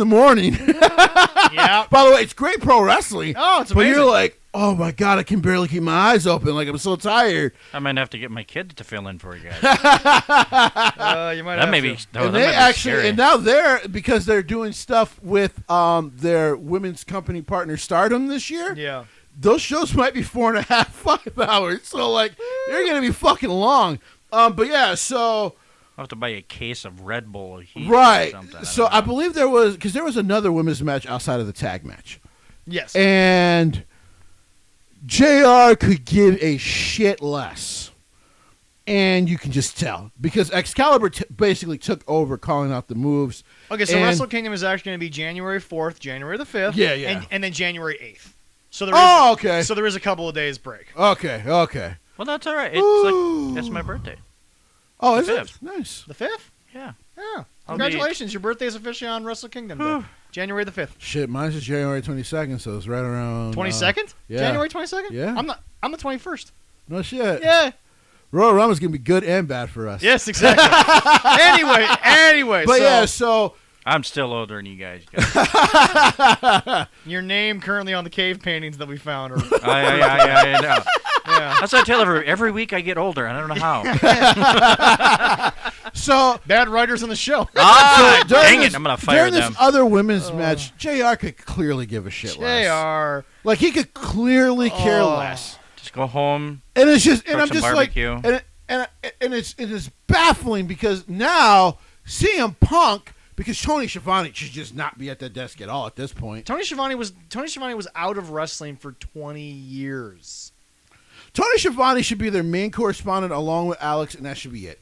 And that's fine because he does really good interview promos. He does. And let him do Yes. that. Apparently, he also does help with some of the backstage writing, and that's fine. Yeah. Let him do that. Get Tony the hell. Like, if he wants to do Elevation, fine, because that's another way for them to promote their young wrestlers. Yes. And kind of continue stories. Kind of. I did air quotes for those who aren't watching. He's still doing them now. Yeah. All right, but anyway. Also, yeah. and here's the thing, though. From the When- good to when this. CM Punk has to bail you out That's bad. constantly, that's fucking bad. And you're the one sitting at the desk for the entire 2-hour show. You're the one sitting there the entire 2-hour show. That's what bothers me. By the way, not to mention that actually during the women's tag team match, like Anna Jay and John had a really great mentor-student relationship Yeah. because she really was still green as shit when he first came Oh, in. was she? Yeah. But he decided a lot of the times. So most of the time, I guess back then, before like they would do the shows, they would have to. They were supposed to be there 6 hours early. Well, John actually would come in 2 days early Yeah. so he could work with her. Yeah. Which is, of course, made her a much better wrestler. Oh, yeah, 100%. So as far as Dark Order members affected when he died, I also hate to say it, but like at some point, can we get Tay Conti and Anna Jay in the women's division? What are we doing with that? we're gonna get into the women's division, Oh God, but so she was more over at a Penn State game than she was in her own championship. But we'll get to that in a little bit. fucking ridiculous. Oh, the Penn State Nittany Lion knew she was more in their own family. Yeah, right. Holy shit. So during the tag match, Yeah. once again, besides mentioning Brody Lee, Yeah. JR could clearly give a shit less about the match. Oh, my God. Now, I get it. It's Penelope Ford and Allie, who is deeply, deeply, deeply underutilized. Yes. Good old in pit AEW. stop. All right. And so, I gotta use it. It's an old TV show. Yeah, I know. I would love for cancel culture to actually sit down and watch a few episodes of Wacky Races. right. God, that'd be fucking funny to watch. Here's the It thing, wouldn't be on TV anymore. JR, if you don't, It wouldn't be allowed in JR, America. you keep getting yelled at about the women's stuff because besides the stuff with Britt Baker and Thunder Rosa, you clearly don't care. No. You're clearly against anything they kind of do in the But women's then again, division. JR's used to calling what I thought was the golden era of the Divas division with, Trish and Lita was the only Lita time he and really had to do. Victoria, who was definitely underappreciated at the time, more Oh, yeah. appreciated now. Gail Kim, he enjoyed Gail Kim. calling matches. Well, for? Gail Kim, he loved. Apparently he was a champion for Gail Kim back in the day, Yeah. and Vince just. Puppies. I mean, yeah. I don't know. Oh, God, I was happy then. Well, I guess if Vince would have had the same fetish that Kenny has, Gail probably would have been a 17-time women's champion in WWE. But I digress. That's true. Him and his blondes. Gail's I current understand. But Gail's doing wonderful things in Impact. Gail's so current husband would eat Kenny Omega. he would squish him like a pea and then eat Kenny Omega. Into a fine Probably spit him out. into a fine English pea soup. Well, because he doesn't taste as good as Canadian bacon because he's spoiled. Oh, Piece of shit. That's Fair good. enough, That's fair enough. good. That's And good. to think you have to talk about him for an entire 30-minute period here soon. 30 minutes. Holy crap! It's And then- good. and then Well, let- 2 let's segments, talk- might be let's 30 talk minutes. about this real quick. Let's just finish up with this women's division. So they do a video to wrap up Ruby Soho and Britt Baker. Britt Baker. Yeah. Which, by the way, I told all of us that they would book themselves into this corner. Yeah. So Literally, I'll make a real life bet. $10 says we don't see Ruby Soho in a major angle for God knows how long. I'll give it 8 months. I'll give it 8 months before she realizes I'm in the same goddamn place I was a year ago. I might as well just go work indie dates at this point. Yep. Because guess what? Well, because guess what? At this point, I think Rancid would gladly give her the song to use in the indies. They don't care. They're very Rancid, cool. Rancid, as great as that album was, I don't think Rancid's cared about that album in over 20 years. To be honest, I think they barely still tour now. I mean, those guys are in their 50s. They're old now, yeah. Here's the thing. Great record, man. Great Oh, record. God. I actually had to go listen to the song again. Like, yeah, this Every time I'm classic New York punk rock. Every right time here. we're on that show, every time you bring up Ruby Soho, all I hear is the freaking chorus in my head. It's By so the way, good. smart by her to change her name to that to think of that Oh, song. yeah. Like, it's very yeah, smart. yeah. Yeah, that was fantastic. So, they're doing the promo, and the lines are absolutely fucking trash. Yes, she got cheated. I told you. Since she's been to I AEW, know. you can't defend what she's saying because it's just okay. I hate to say it. It's sexist in the sense that this is what a cat fight would sound like. They're booking them into a cat fight, So I had to rebuild and not myself. a good one. I've heard cat fights. Holy Christ. You know, she has to rebuild herself. But these lines are beneath what Yeah. Ruby is capable of. Because Jesse, you know as well as I do, if given the opportunity, Ruby might have inflected that she was sleeping with Adam Cole. She wouldn't have just gone for the line. Yeah, right. And everyone's like, "You're really nitpicking." I'm like, "Fine, I'm really nitpicking, but still, it's below her." Because she's so talented. I know. I said she was deeply underutilized in WWE. Now she's going to be deeply Underutilized in all elite wrestling. and she'll just make more money. So they do the promo. Pretty much. They do the promo to kind of wrap it up, and it dawns on you if you can see the tea leaves, it dawns on you. They have no idea what the fuck they're doing with this women's division. No. Because you're building the shit out of Jade Cargill, but you're going to still try to probably keep her away from Britt Baker for a little longer. Yeah. But you can't. No. So on Rampage, she dominated the triple threat. She Yeah. dominated the match. Yeah. Which, by the way, good for her. She looked great doing it. Yeah. But unless she gets a title match and wins, Who's the number one women? Who's Thunder the- Rosa. Oh God. And now she's not going to because she just got her ass whooped. Yeah. Like to give them credit. Y'all forget you have rankings, right? Don't even get me started on that bullshit. Don't even get me started. Leroy, on this Leroy, shit. don't shake your head because one of these days we're actually going to have you look it up live on the show what their current rankings are, and yes, I'm going to make you read them out live on the show. It won't matter because by the time you put up the show, they'll already be like old Yeah, exactly. because they have changed. Yeah, exactly. Anyway, but no, Jesse. I mean, no. What's proof positive to me is I don't care if it's Kenny, I don't care if it's Tony, I don't care if it's Shivani. Okay, you guys did not need a women's division right now. They don't know what they're doing. You know what they should have done? They should have put it on Dark. Here's what pisses me off because, yeah, we get on WWE about the way. By the way, it's a lot better now. Oh yeah. But in the past, There's no way the Ruthless Aggression Divas were booked as poorly as AEW is. and by the way, most of them outside of the top women were terrible fucking wrestlers. oh, garbage. Terrible wrestlers. Garbage. Loved looking at them. And by the way, some of them, your girl Barbie and my girl Candice, did work their way out of that. They did.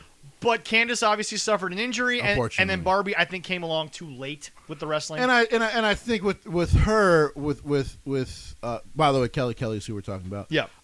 With her, it was not only that it came a little too late. Mm-hmm. It also came with really bad storylines. It did. So- Kelly defending the World Heavyweight Championship was just a bad idea. So it's one of those things. You have all these women, Yep. and yeah, you have women who are good enough to main event your show all the time. Mm-hmm. Which, by the way, maybe I got to get WWE this. Their women are definitely a little better. They're more believable main eventers, and I like Britt Baker, but really, her and Ruby Soho like me main evented that second night. Y'all can get mad about Charlotte getting moved to SmackDown, but you can't tell me Fox didn't make that decision. Oh, Fox made that happen. Fox Oh, yeah. made that happen 9 ways Which Sun way. gives me the feeling that Big Time Bex actually is losing that championship because At if, Crown Jewel. yeah, Yeah. because if they're She's keeping not down with that shit. That's what she said yeah, on Twitter. Yeah, yeah. Well, Becky's just playing the best heel I think in women's wrestling I think right Sasha Banks was brought back to probably take the pin, now. Yeah, to eat the L, but yeah, because again, at this point, Sasha's career can eat a couple of L's because she's just always going to be great in the ring. Becky has to be kept a certain way. For Listen, if Fox Charlotte. has their way, all four horsewomen will be on SmackDown. will be on SmackDown. Which, by the way, wouldn't hurt the Raw Women's division. No. It could do. Actually, will open up a shit ton of opportunities. I actually don't understand why they drafted the women's tag team champions because they're still going to appear on SmackDown anyway. That was a weird thing. That never makes sense. Yeah, no. But anyway, That never makes sense. All right, and anyway, so moving on from that, Jesse. You know what's real funny? Go ahead. Before we talking about the women's, you know who number 2 is? Jade Carwell. She'll be number one She'll now. be number one now. In the last rankings. Jesse, I know that you don't want to do this, but I gotta make you talk about everyone's favorite Westerner, the man who was the first Westerner to ever win the G1, as handed to him by Gato, as helped out by the amazing field of competitors he had that year. Shit. Jesse, for those of us who may or may not know about Kenny Omega before he got to Spot Monkey, Correct. what is the history? How did he get to the Bullet Club? Where did this oddly haired Canadian man come from? So for those who don't know, And by the way, before you go on, not to interrupt, but before you go on, you do not have to mention the 9-year-old girl or the sex doll. You can leave that out if you'd like, but if you have to, you I'm have to. going to try to leave that. All right, fair enough. Jesse, I'm scarred from that. Just leave Jesse, it out, the floor please. is yours. So for those who don't know, Kenny's actually almost 40. He's 37, which I talked about before. Kenny actually started in 2001. Now, I thought he started in 2004. Yeah.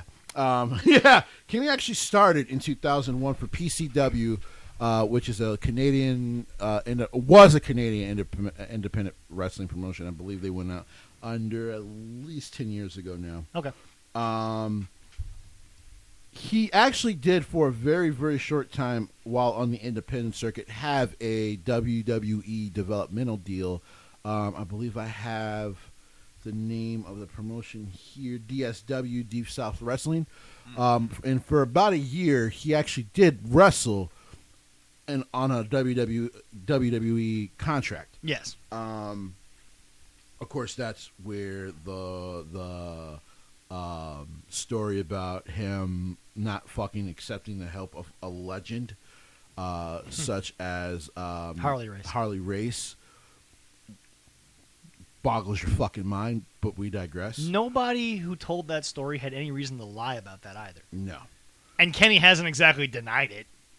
because he's an asshole. Yeah. So He's not that smart either. But now, back in when he was basically kind of done with that developmental deal, back in 2004 5, he did go to TNA for a short time, work under kind of a developmental / independent deal there, where Yeah. because back then actually TNA were kind of I'm only doing that so I can actually hear you guys a little bit better, That's fair. Yeah. Um, Yeah. No, it's all good. yeah, where TNA were actually the first to allow people, you need to get insurance from them, but you can go work for other people. Yeah.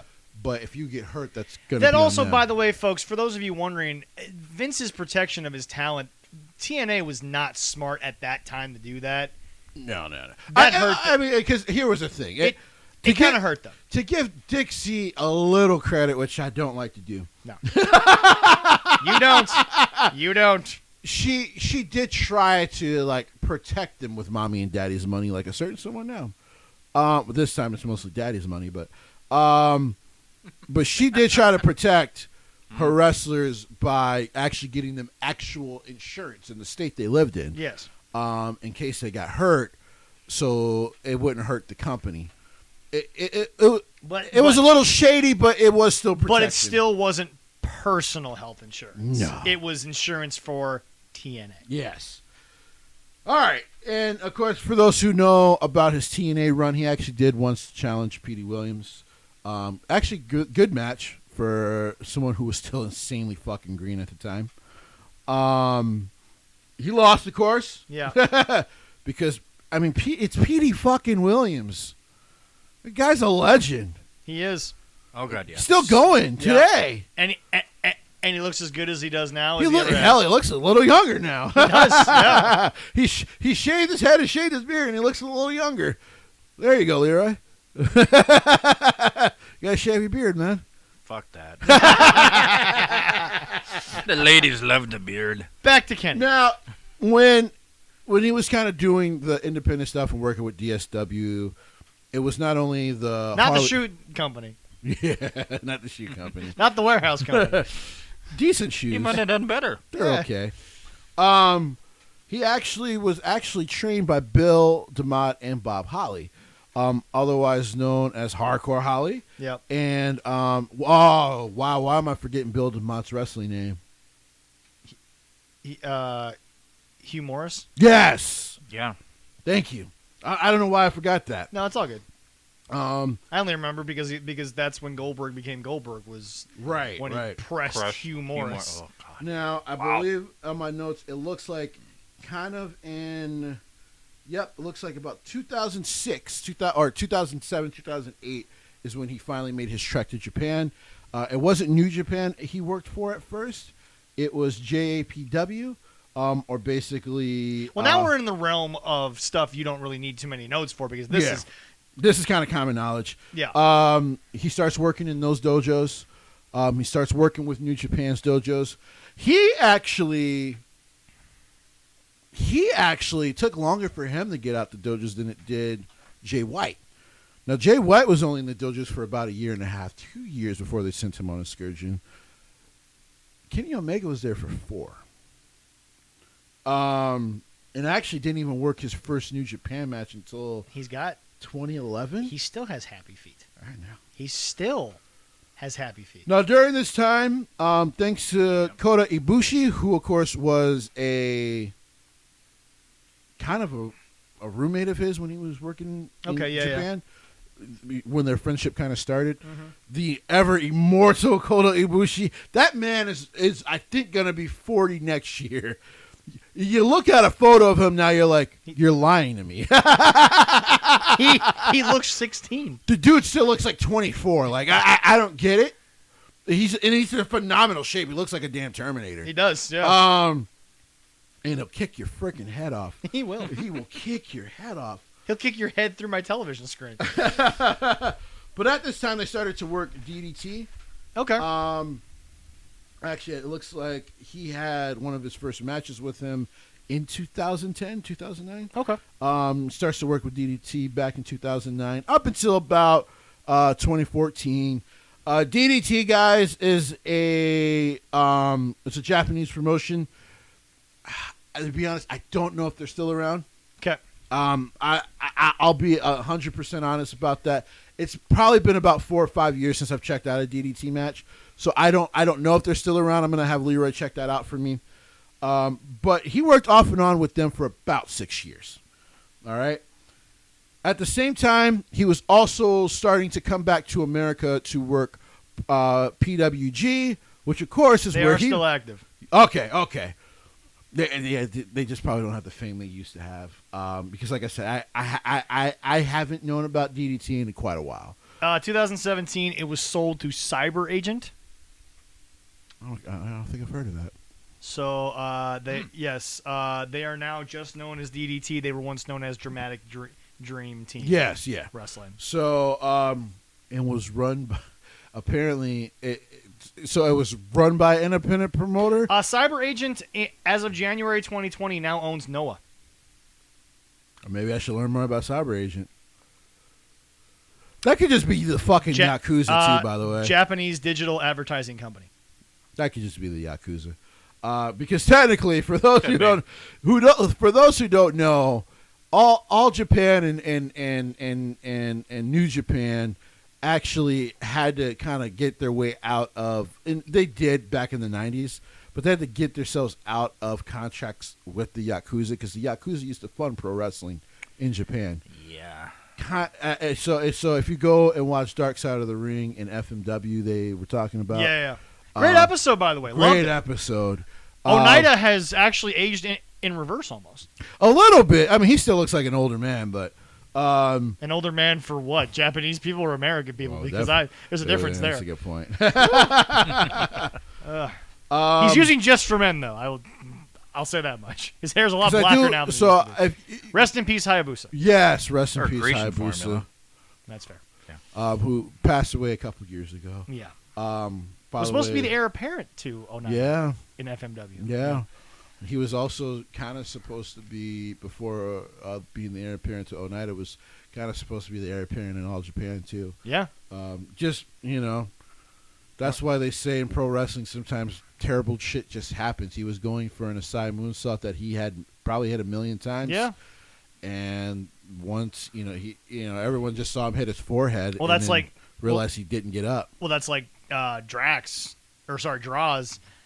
Safe worker, had never hurt anyone before Draws, had never hurt anyone after, one bad night. Shit. That's Yeah, all it takes. That's all it takes. But anyway, so okay, not to sort of speed you along there, No. So I was. but gonna just say, to ask you, yeah. okay, so when does Kenny really become part of the main internet flow of Bullet Club? So When does he- 2013. Okay, So in 2013, because in 2014, besides working in Japan, he's also working PWG. He has a great Battle of Los Angeles tournament in 2009 where he starts to get a lot of hype. yeah, Now I unfortunately wasn't there. I watched it, coffee legally. But to give him credit, he actually was very, very good. yep, In PWG back then, they try to let those guys, while they book stories, they try to let those guys and gals just go tell it. yeah, And then they were hoping, and this is kind of what they created in PWG was even better than what Vince has, is that react how the fans react to you. If they start booing you because they hate what you did, then act fucking heel the rest of the match. yep, If they're cheering you even though you're a heel, then act fucking babyface the rest of your Yeah. match. But it was a way to teach guys and gals to adapt to audiences, because they're just not always going to be on your side. yeah, Because PWG also yeah. saw back then what was happening with John Cena in WWE. yes, So 2013 is when he gets called into Bullet Club and finally out the dojos. 2013, he's getting called up to be a part of the junior division. In kayfabe, Bullet Club wanted to become an all-encompassing group. Correct. And the only thing they were missing at this point in their history, because they had a tag team, they obviously had a heavyweight, they had Prince Devitt. Correct. They wanted a modern Super But Junior to be fair, presence.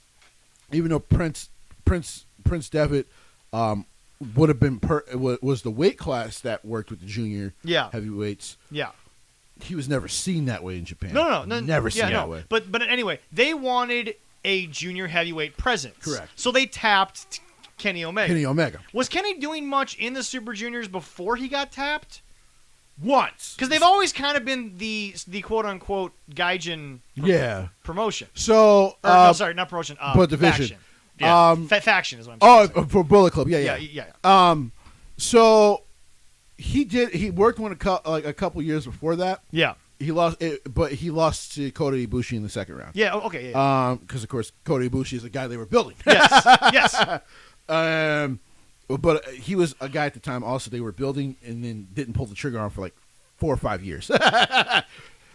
Even Gato and those guys have very Vince McMahon moments where you're like, Yeah. guys, this is taking a while. Just pull the damn trigger. Right. So he gets called in 2014, 2015. He starts working full time. Not just now the junior stuff. He also starts working in the heavyweights division. By the way, one of his first losses was within the Bullet Club to Carl Anderson, The machine gun. the Machine Gun. By the way, as Jay White said, that was probably your last great year, buddy. It was like 5-6 years ago. He peaked. That was it. Yeah. That's it. And now you have to live off the back of the much younger Luke Gallows, or formerly known as Young Kane. Yes. So Bullet Club he ascends to be the leader of Bullet Club. Now, I can kind of give you a little insight about this. After Devitt's gone, after AJ decides to go to WWE, They kicked AJ out. they kicked AJ out. Did but they kick Cole out? Was Kenny there? Kenny wasn't there when Kenny Cole got wasn't kicked there out. when they beat up Cole and ROH. That was That was just the Bucks and villain. Marty Scurll. Marty Scurll. Yep, Yeah. and they beat the dog crap out of him. There was no way he was staying in ROH after that Nah. beatdown. you couldn't come back from literally that. killed him. Yes. They're already dead. They're dead. So Gato at the time saw Kenny is capable of telling stories in the ring, Yeah.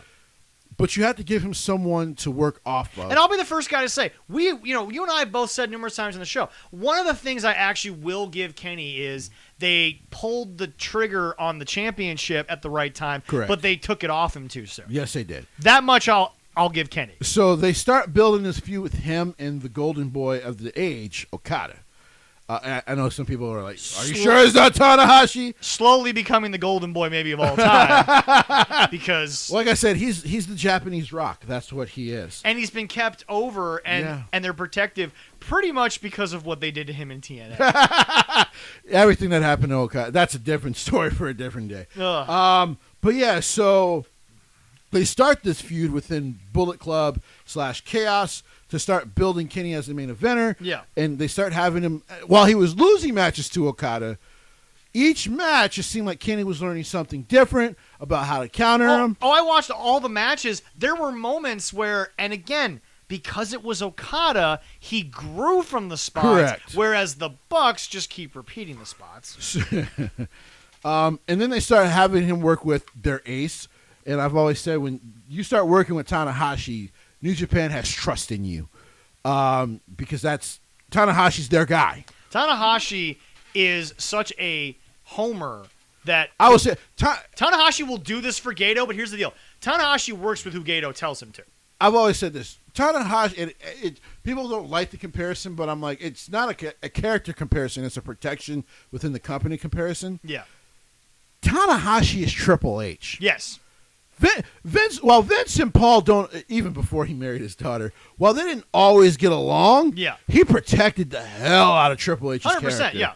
And so, even when Triple H fought against certain things, including losses and stuff like that, Yeah. in the end, Triple H would still be protected the next night on Raw. Yeah. Like he protected Triple H and Triple H's character. And so Gato and those guys do a lot of that for Tanahashi. And so when Kenny starts to work with Tanahashi, it kind of starts to fill your mind as a New Japan fan. Okay, this is a guy they believe in. Well, but this is, again, how Jim always talks about. It's not about what you want your guy to be. It's how he's been presented for 5 years. It's back to the Canyon episode of Dark Side of the Ring. It's not that Canyon couldn't wrestle.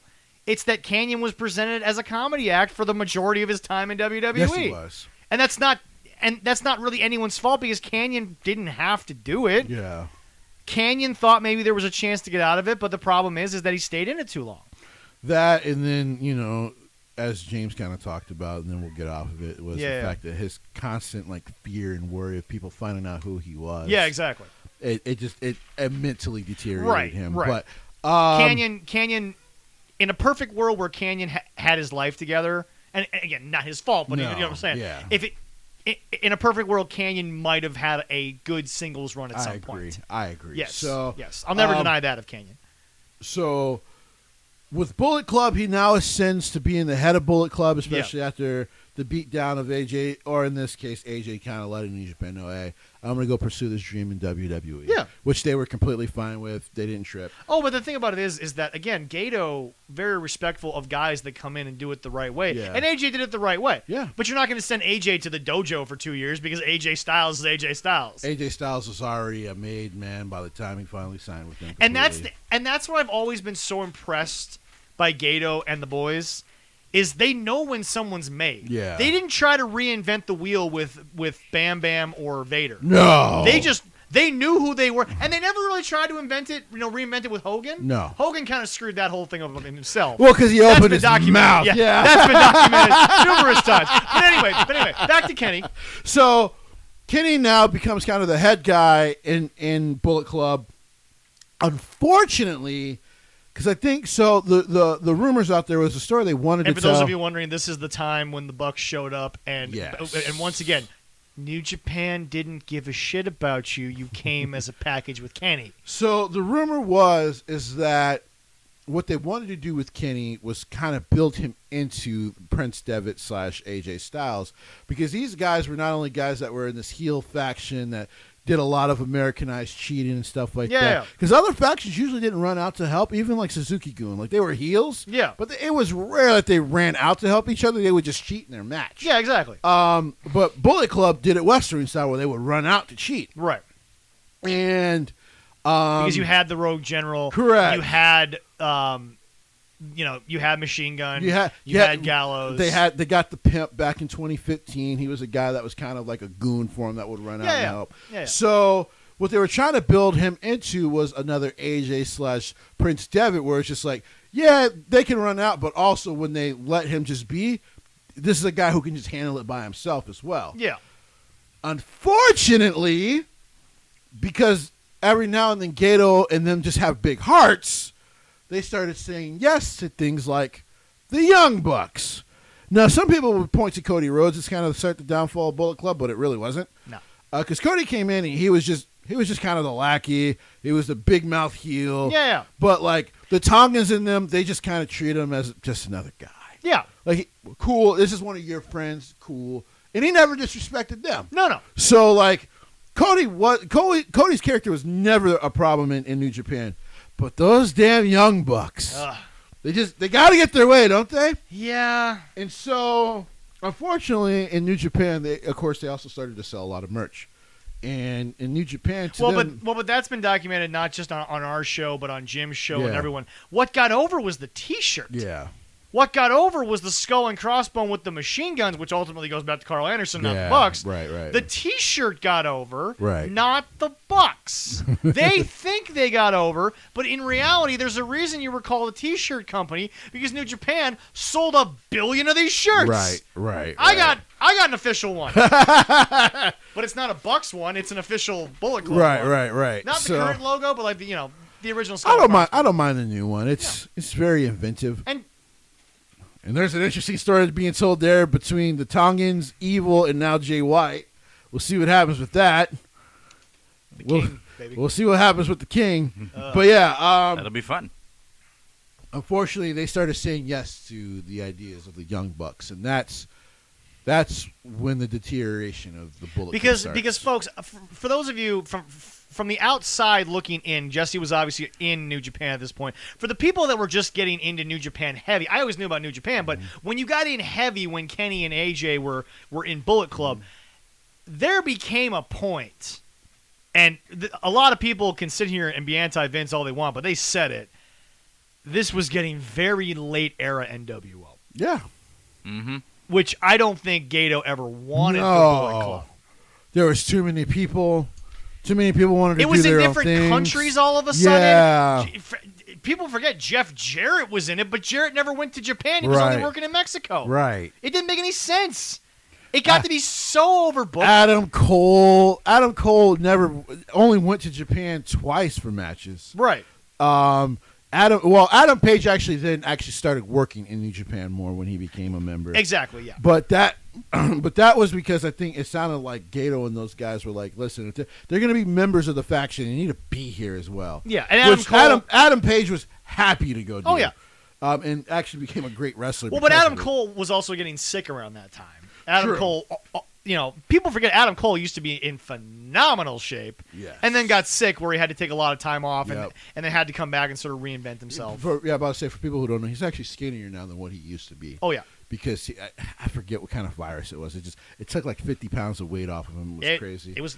I know people don't think this is serious. It was more like 60. Yeah. And that extra 10 pounds is. Yeah, like so. And so they started the whole split between the Elite and then the Bullet Club, which of course was my favorite storyline. Was when the Tongans were like, "Y'all ain't Bullet Club. We're done with this."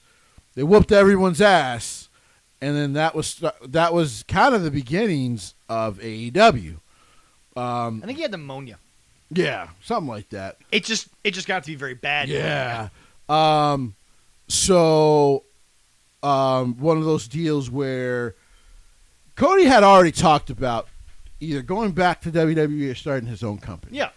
He was already having. Remember, this I kind talked of- about on the show not too long ago when Cody got to that peak at Wrestle Kingdom. That's when you should have called Vince back, Right. Because that's when you were the hottest free Right. agent in wrestling. Right. So he had a thought of either I'm going to go back to WWE and finally get the spot I feel I finally earned now, Yeah, or I'll go start my own company. yeah, Because Cody and Tony knew each other. right. Tony didn't actually know the Young Bucks at first. No, But he had met with Cody a bunch of times outside of ROH shows and things like that. yeah, And so Cody and Tony already had the relationship. Tony was kind of a fan of the Young Bucks, so of course Cody introduced him. Tony was a fan of Kenny, so he introduced him to Kenny. Here's the thing, though. Also, by the way, folks, around this time, Kenny Omega and the Young Bucks were all mulling over 6-figure contracts from WWE. Here's the thing, though. 7 figures probably for Kenny. I'm about to say I want to be a million. probably. I want to be 1,000,000% real. So the Bucks ended up turning down their deal. Whatever, they probably knew they were going to be where they needed to be, and that was a comedy tag team act. Mhm. Kenny Omega, for people who don't know, Kenny Omega only signed on within the company a week before the press conference. But there was still a week before that press conference. They didn't even know if their friend was going to be there. yeah, Because he kept talking to Triple H. Because Paul was like, well, you can come to NXT if you want to for a short time, but Vince wants you up on the main roster. and that was back at a time where guys spent short runs in NXT. Yeah. Nobody was working NXT shows. They were there to get prepped. Yeah. And so I'm pretty sure he was offered 7 figures because he apparently. If Kenny had ever appeared on Raw, that one night they would have sold more shirts than would they would have paid for Kenny's contract one pay per Because view. here's the thing, it's not like he can't hit V triggers in a WWE match. No, Well, no, Vince no. is going to be like, listen, just hit them when the time comes. So if you're a heel and you got the baby face beat the shit down, to make it look bad, but make it look like you're just going to dominate this baby face by just hitting those knees to his face all the time. Yeah. Because then it's going to get over like, fuck, they're not going to be, Kenny's going to win again. Like they would have built him proper as a heel. Yes. Yes, Yeah. But because they know what they're doing. he didn't sign the deal. Nope. He never sent back the contract to Paul or Triple H. Yep. And he ended up signing like a week before with Tony. Yeah. So So the Bucks were sitting there sweating yeah. because I have a feeling the Bucks would not have gotten a lot of headway in AEW if it were not for Kenny. Probably not. Kenny's name carried a lot of water. in Kenny's that name room. clout, carried yeah. so much weight with that fan base. Yep. That if he would have went to WWE, I remember an ROH show that actually got on Access. Mm-hmm. And I remember the Bucks came out. They were the ROH Tag Team Champions. I think they were the Junior Heavyweight Yes, they Tag were. Team at the time. They came out, and I remember this was the height of Kenny and Okada. Okada was still the champion, but Yeah. Kenny was Kenny. I remember When I used to believe he really Yes. was the best pro wrestler. I in the world. remember when those lights went out, and I remember when ROH fans, and this is back even with Twitter being at its height around this time, I remember those ROH fans didn't actually know or think that Kenny was in that building. Right. And ROH fans usually know. They didn't know that Kenny. And I remember when the lights came on and he actually appeared, and this is back when his music wasn't just fucking stupid. I hear the battle cry. Yes, yes, God. No one will. Yeah. As far as I'm concerned, if I was in the ring against Kenny Omega, the second I heard his music, I'd just get through the ropes and go kick his ass. What are you gonna do, callous? You ain't gonna do shit. You're gonna stand there and bitch. Here's And the wears biggest thing. salmon suit. When it comes to Kenny Omega before AEW, why I used to believe he was the best wrestler in the world was because to me, even outside of the Okada and Tanahashi matches, when I watched him fight Suzuki and just work a pure Strong style. strong style, he still had a phenomenal match. Well, but again, I watched him fight. I watched him fight Yano, who probably could go work WWE if he wants to. He really doesn't work a strong style for real. He doesn't. no. But they could have like a semi-comedy bout, and Kenny was great. Or he would fight Zack Sabre Jr. He wouldn't use like very many like V triggers. Maybe use one. Yeah. And he would just actually have a technical bout with But this Zack. goes- but this and I'm goes like, well, back- shit. Yeah. I'm like, Well, well, but this there's goes- nothing this guy can't do. Well, but this goes back to me paying to see the Bucks, and yes, I've left the profile picture up. I don't care. I spent the money, whatever. But this goes back to Jesse. Jesse is willing and able to change his opinion when presented with new information, even Correct. if it's going backwards. Correct. Uh-huh. And yeah. what Jesse has discovered is Kenny was not calling it. Kenny was not booking it. Probably not. Gato was controlling everything. For Because sure. you said Gato gave him what, like 5 V triggers in a 60-minute match he was allowed Yeah, I was to about do? to say Gato would allow him to hit as many fucking V triggers as he wanted in a match against Okada, but it worked against Okada because Okada, especially at that time, like he would have bouts with like even like Suzuki, and no matter how brutal Suzuki was, it didn't feel like he was making a dent in the Okada armor. Like, but that's how greatly they booked Okada. I also think that the brilliance of Gato booking Okada at the time, Okada became Teflon. Yeah. Everything bounced off him. Yeah. Okada could do no wrong in the eyes of New Japan Pro Correct. Wrestling. Okada could have had the Fiend at Hell in a Cell night, and the fans wouldn't have cared. Wasn't a damn damn. He was God at that point. Yeah. But As long as they didn't use a red light. yeah. But we digress on this. So basically, okay, you once thought it was okay. So what did you think the split was pre AEW in the Kenny Okada? What percentage did you give to Okada and Kenny for creating what, by the way, was a great trifecta of matches? So I'll be honest. Was it 1-1-1 and then? So it was because they used to be a part of a lot of tag matches. See, that's why I've always said there's always more. I always thought there's more than 3 matches technically. Yeah. But New Japan actually smartly builds tag matches and builds single matches. And then Because when they Okada actually won wanna the build- first one, they So- tied the second one. Yeah. And then Kenny got his win. Kenny got his win. But no, okay. So what was your percentage back then? I actually used to think it was. I used to believe it was 30. So I used to think 30% booking, Uh huh. 40% Okada, and 30% Kenny. Okay, so you Because I actually used to give Kenny a lot of credit. yeah. Because I was just like, well, booking wise, these guys just book master classes. Yeah, exactly. Like I'll be honest, I was very with Dave Meltzer. I'm like, yo, especially during that time, 2014 and 2019. I'm like, seriously, anytime I watch New Japan, it's just the best pro fucking wrestling on the planet. Oh, to when me. Dave would give out 5s then, I went back and watched the 5s, and I'm like, okay, you're giving out a lot of 5s, yeah, but they were 5s. and some of them didn't. Yeah. Some of them didn't deserve it, but some of you are like, man, these are definitely 4.5s. Like, Yeah, no. these are really good matches. Yeah. But then, like now, as I go back and watch it, knowing what he's doing now, I go, okay, this is definitely 40% booking, 40% Okada, 25% Kenny, and then like 10% luck. Like, There We're we go. over 100%, but hey, guess what? Scott Steiner will make the math work later on. yeah. Scott Steiner will fix the math in post. Anyway. but just go on because so I recently went back a couple weeks ago and watched the 3 matches again, Okay. and just the way that the story was told was just immaculate. I mean, it's like I tell people, I'm like, the reason I give Roman so much credit now is he's doing a very WWE style of how Gato booked that story. Yes.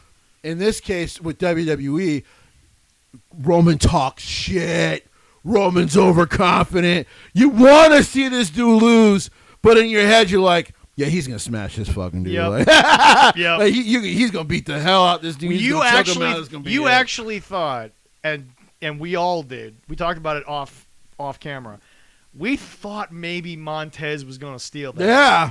Oh, yeah. I actually thought Montez was going to get that. And like I said, that's the brilliance of the booking with Roman right now is that for Which a is why- second, which is you're why- like, oh shit, it Which could is why happen. all the rumors of USA getting Roman were be Fox is not allowing that to happen. as Oh, long hell as no. Paul Heyman is booking SmackDown. Even 'Cause- if he's left for dead on Raw, which we'll get to in a a second. Even if that happens, Yeah. Paul and Roman are not going to be separated anytime soon. So, because here's the thing.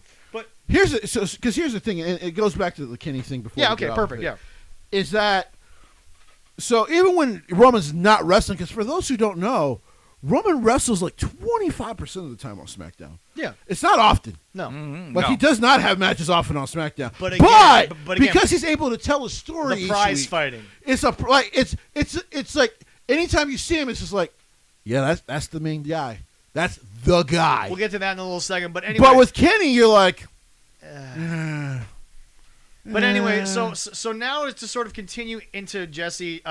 So Jesse, we've had a segment on the show long before you even joined us. We called it Spot Monkey Abyss. Yes, sir. It was originally a hole meant for former big-time WWE talent that had gone to AEW and they just did nothing with. Jake the Snake was in there. We even had Lance Archer for a time. By the Cody way, was in there. before we continue, hopefully, Jake, you're okay. Apparently, there were some reports you've been on a ventilator and breathing apparatus. Some lung issues, yes. Yeah, just a few. Hopefully, Best wishes you're to gonna Jake. be okay yeah. and but get better. But anyway, now we're gonna actually sit here and You've been through too much, man. We love you. Jesse, what talent in AEW are not former WWE But former PWG. or just even big time stars in the indies who from PWG has been on AEW and you are just appalled at the booking that was given to them? I'll give you one you're not even going to expect. Are you ready? Because I know Chucky T, you've been on that since day one. Oh, we're going to get to him. Okay. All right, I'm ready. I'll give you one that you're going to be like, wait, what? Okay. I'm ready. You're going to be like, wait, no, seriously, what? Okay. Joey Janela. Let me explain. Okay. What the fuck? I know. Let me explain. Oh, my. bad The bad boy. Go ahead, Jesse. Beat me out. I said fuck. Oh, I said it again. I got him to say fuck. Yes, you did. Yes, you did. Jeez. Joey The Janela. nuns are coming for you. Lady. I'll You see, beat him off with a stick. Joey Janela is a guy that the Indies were smart in how they booked him, and I'll explain. The way they booked and built Joey Janela was a brawler who was a cheater. So Joey was never a fucking babyface on the Indies, ever. That's why the nickname the Bad Boy even came up. Yeah. Because they told Joey he's just not a good in-ring performer very much. And you have to be a good in-ring performer to be a face, which is Yeah. why I think Kenny could have gotten over with proper training Yes. and booking. Because Kenny can at least go in ring. Yeah. So with Joey, though, what people allowed him to do was work this brawler, extreme, intense style that even for a little guy, so like if he was wrestling a bigger guy like Brody King, he would just go out to the knees. He would have somebody, back when him and Penelope were together, Yeah. he would have like her distract the ref, use a chair against his knee, like actually made you hate him because you're like, this dude's not good enough to be beating people, but he finds a way to cheat to do it. Yeah. Which was smart booking, and it started in PWG. Okay.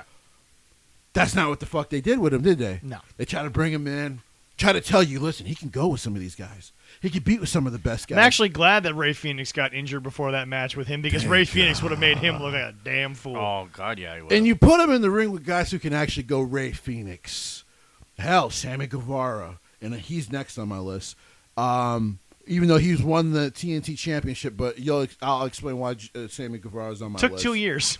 Well, it's not even that. It's even deeper than that. Okay. So Just a quick note, folks. If you are listening and you're this amount of the way through, gonna be a slightly longer episode today because just so much is happening in wrestling in the last week. and I'm going to try to get to the list That's quick. true. No, you're good. No, you're good. But- We still got Extreme Rules, the draft, and Right, MLW right, had a right, great show last right, night. Right. So with Joey Janela, they try to bring him in as a babyface who people can love and get behind.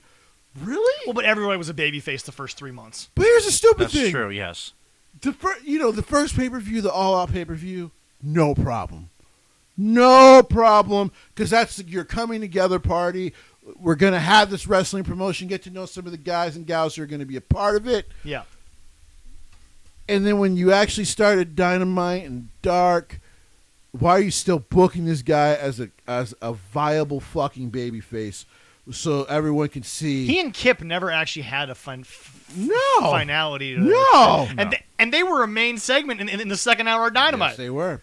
So And yes, somebody might go out there and double check and be like, no, it was a first star. They were still a featured thing weekly on Dynamite, Yes, they and no were. one gave a shit. And so you try to build this guy as a babyface, which made no sense.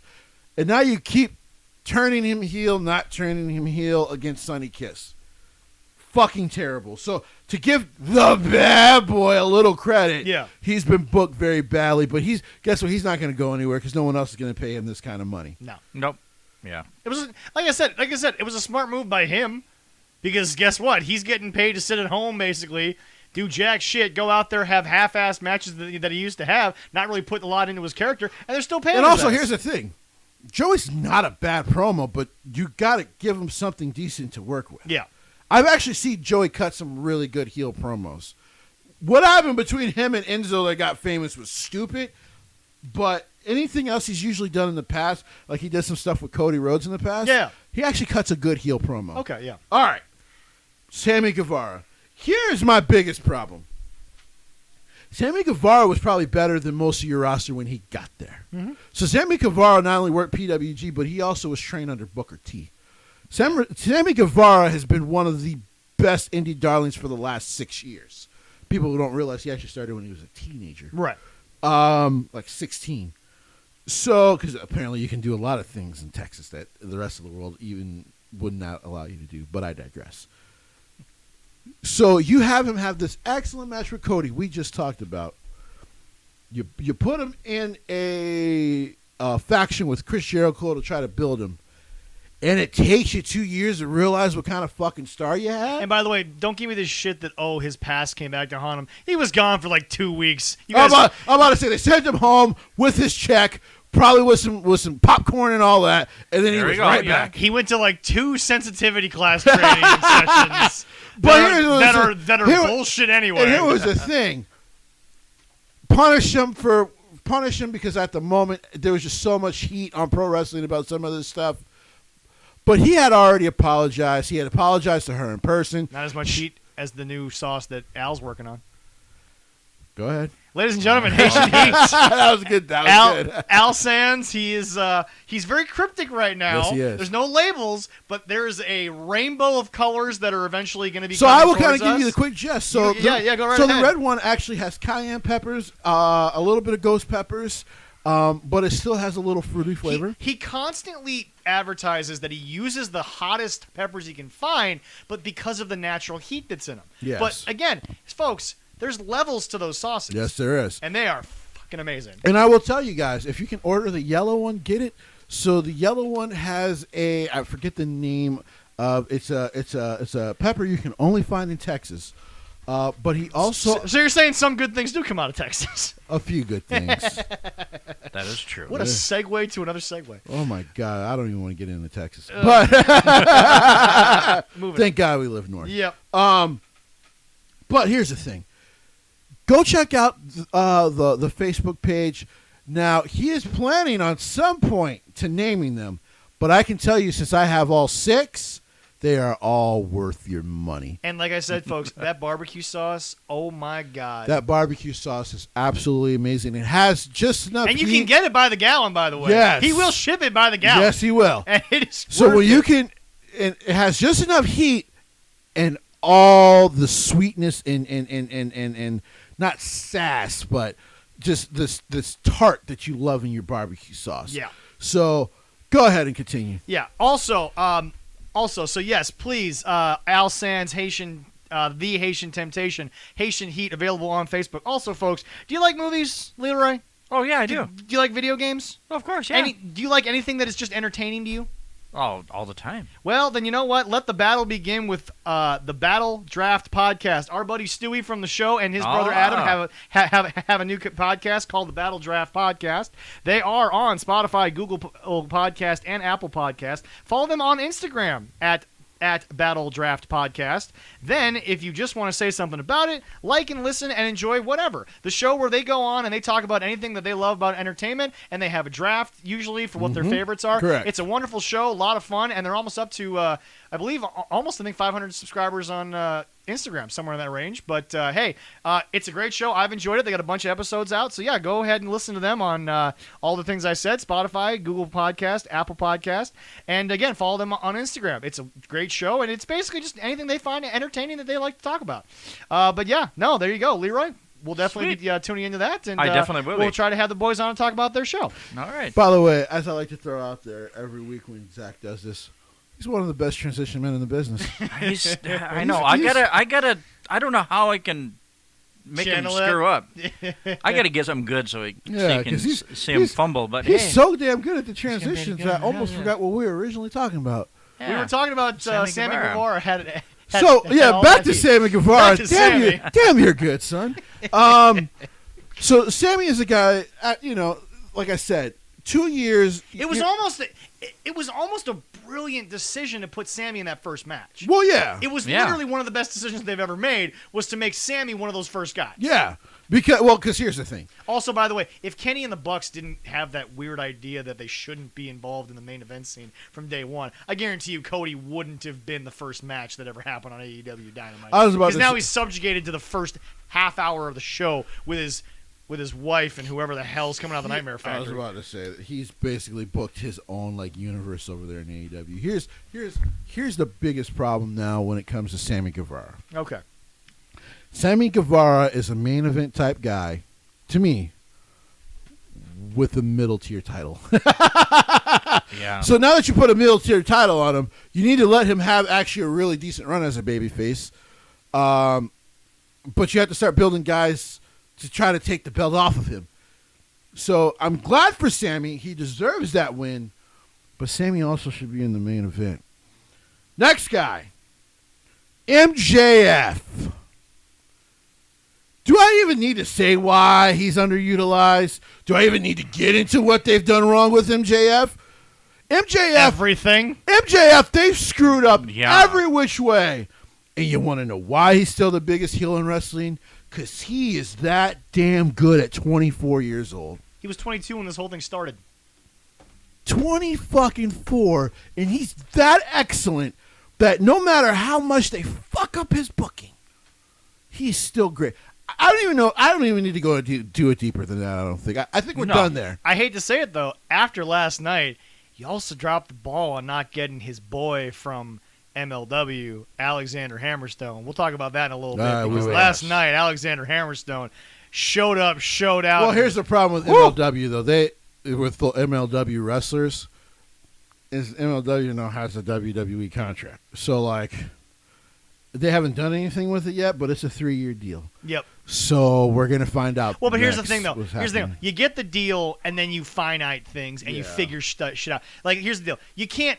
It doesn't make sense to figure. This is why I think Nick Khan lost out on the New Japan deal. Nick tried to get the fine details before signing the deal, and Tony Khan just bent over, took it over a barrel, and said, "Let's get a deal going." And they still haven't gotten Tanahashi in it. I will say that it sounds like coming from the horse's mouth, the top horse in WWE. It doesn't sound like that door is closed yet. You think Gato would ever close that door, though?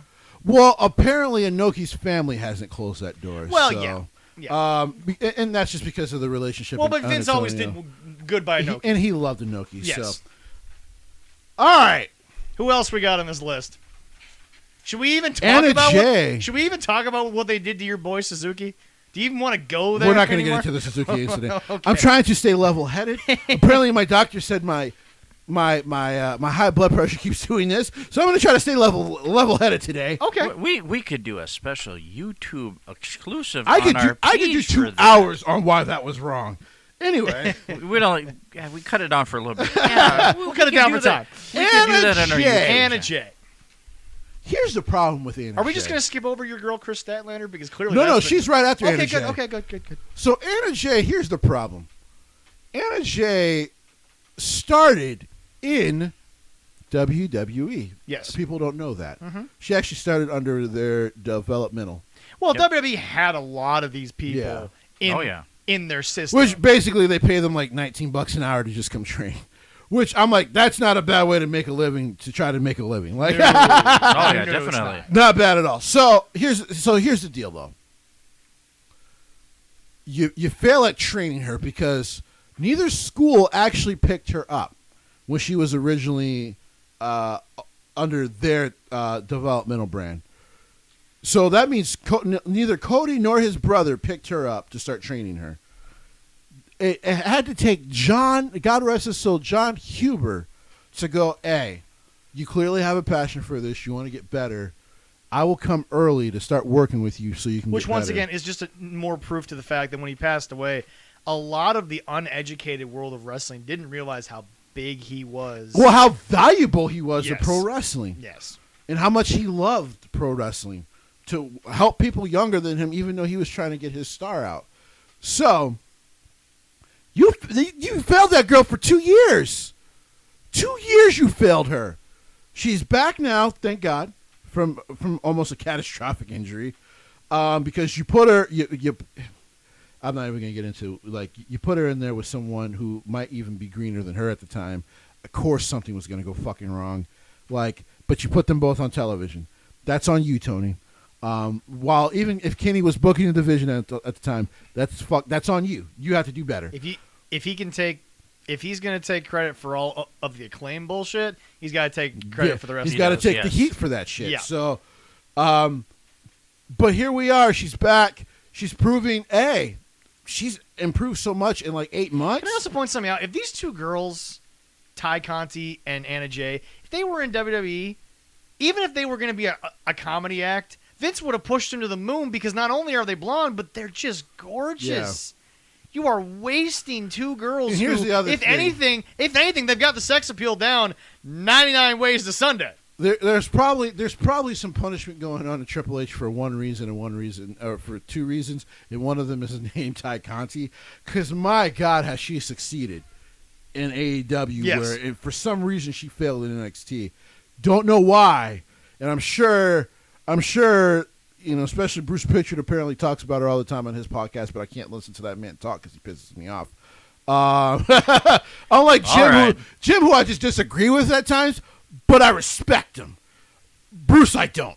Well, that's because Bruce, go back to being brother love, and we're good. Well, that's because Bruce's entire career is being known as a yes man. Jim was never a yes man. Yeah. Jim also can tell you the history of wrestling all the way back to the Great Depression. Oh, yeah. And back. God damn, I know he'll never let me in his house, but that room of his. That room. that treasures. My God, that treasures would be room. Nice. Wrestling treasures. God, that'd be nice. To And next on the list is Chris Statlander. Who, by the way, I'll be perfectly honest, I was a little harsh on when she first got there, but she was booked terribly. Yes, she was. When her green was not only showing, it was exposed. Yeah. Which, not her fault. by the way, why would you let Kenny book a women's division? This woman had been in PWG wrestling men. Brody King, Keith Lee, Donovan Dijakovic, who, by the way, was separated from what's the name, so I'm guessing he's finally going to get his singles run now in WWE. We'll get to that. And we'll get we to got that. that. Yep. Oh, yeah. So she's been learning on the fly wrestling these big fucking dudes because the Indies are actually scared to put, because she's so big and strong. Yeah. They're actually scared to put her against the smaller women. Yeah. She did work with Candice LeRae a little bit, but Candice is a pro's pro. By the way, congratulations on the baby, guys. Seriously, awesome. They're going to have a baby boy. Which is why, again, because her contract goes at least another year, if anything, I think Johnny resigns just until Candice is out. Yes. Oh, yeah. Because WWE will make sure they're taken care of at least. Oh, yes. So, plus, like I said, I think he's getting brought up, so she'll probably get a contract extension. I think not to die. This is what we do.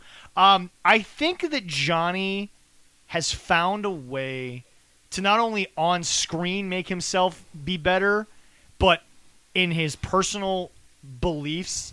I think he gets there is life after NXT. Oh, yeah. I get why Tommaso is doing what Tommaso's doing, and I'm fine with that. Because he just, understandably, with the neck surgeries, he's like, I'm probably on borrowed time. Yeah. He is the GOAT of NXT. End of story, moving on. Right. But I think Johnny sees some value in moving up. I think that Johnny can see himself going forward. But anyway. So, yeah. Back to Chris. By the way, I scared our mascot by accident. Yes. Anyway, but back to Chris. They were so scared to book her against smaller women that they booked her against bigger guys. So she's had to learn how to wrestle on the Jeff Cobb. Like, she's had to learn this shit on the fly, wrestling these big damn dudes. By the way, guy, I think is getting married next week. Congratulations, sweetheart. You and your husband deserve to be happy. But underutilized. She gets injured. Even while she's out, it's still one of your biggest stars because your own fans are clamoring for her return. Comes back, and what did I say they would do? They booked themselves into a corner. She came out of a box and didn't get over. Because, you had to put her in a women's title match, but you couldn't just beat Britt Baker, the person who got themselves over. Because that transitions to who's next on my list? How the fuck does Britt Baker go 2 years without being your champion? Riho. Yeah. Kenny's fetish. How does Britt Baker go 2 years? Britt Baker got herself over in Stardom. You know how impossible it is for a foreigner to do that? Britt Baker got herself over, I believe, in Philadelphia. You know how hard it is for a woman to get herself over in Philadelphia? Yes. Oh, yeah. I'm not trying to call my Philadelphia friends misogynistic, but you're a bit harsh on women wrestlers, is all I'm saying. Britt Baker has gotten herself over everywhere she's gone. And then her famous first promo with the wind throwing her hair in her face, looking like an absolute, and I'll say it, looking like an absolute $2 horror, because she was just thrown into a terrible thing on that boat. Oh, God. And that's not a shot at Britt Baker. She's a No. lovely young woman. And Adam, no offense to you, sir. Congratulations on that. Right. But just, no, she looked awful. She looked awful. In that first promo. Yeah. And that was everyone else's fault, Yeah, not her. that- she tried She's her damn found best. a way to get herself over in your company, and you still waited another year after that to put the title on her, when clearly you didn't know what to do with the next woman and probably the last woman on my If list there for was them. another month, if they had thought to themselves, all right, we're going to wait on this Britt Baker thing for one more month, I'm not joking, she might have jumped to WWE. She might have not even signed her extension yet. She might have just went to WWE. Yeah. Mm-hmm. Hikaru Shida. How do you have one of the best Japanese women on the planet who didn't go to WWE, committed to you day one, has been in this game for 8 years, proved to be the best wrestler on your roster? And I'll be when you first honest, started? when she got away from the green of the women's division, she did do Well, a very she good shows job. you she's the best. She's probably the best pure wrestler on the damn roster. She was, but once again, Kenny's booking just made her look awful. Jesse, I'm sorry, but Oh, yeah. Hikaru Shida to me, we talked about it. She was the third. She was a worthless champion. No. She was the third of three. She was the third best Japanese women in wrestling when they took over. Yeah. Asuka, Io, Yeah. Hikaru. Hikaru was the worst of the three. Yeah. And that's nothing against Asuka, your wifey, and Io, who is also a lovely young lady. I just don't want to fight evil. So yeah, That's fair. She's Yeah, she's that's very- smart. Yes. I feel a little nervous around evil, but he's got some rage tendencies I don't like to be around. Yes. That man, he's got a couple of bodies in his closet. But how do you waste? I think a 3-time Stardom champion. Oh, it's easy. You pay her to sit in the crowd with the championship. Yep. How do you? Hikaru Shida's on the list. I think we're done. I think we get it. I think we get why Hikaru Shida's on the list, even though she's the longest reigning women's champion. Yeah. You wasted her. Yeah. And now she's going to go get her 50th win against a legend who's not on the list, but we'll get to that one another day. Okay. Chucky T, Oh, boy. you sons of bitches. You sons of bitches. Chucky, you and Trent should have just went to WWE. When your contract with New Japan was up, you both should have went to WWE, because even if you would have gotten separated, you'd be doing better than you are right now. I understand Sammy. Trent also, in my opinion, because I've gone back and watched numerous times, I don't think he would have suffered that injury. No. So Sami Zayn may not be a multiple-time champion on the main roster. But you know who Sami Zayn is.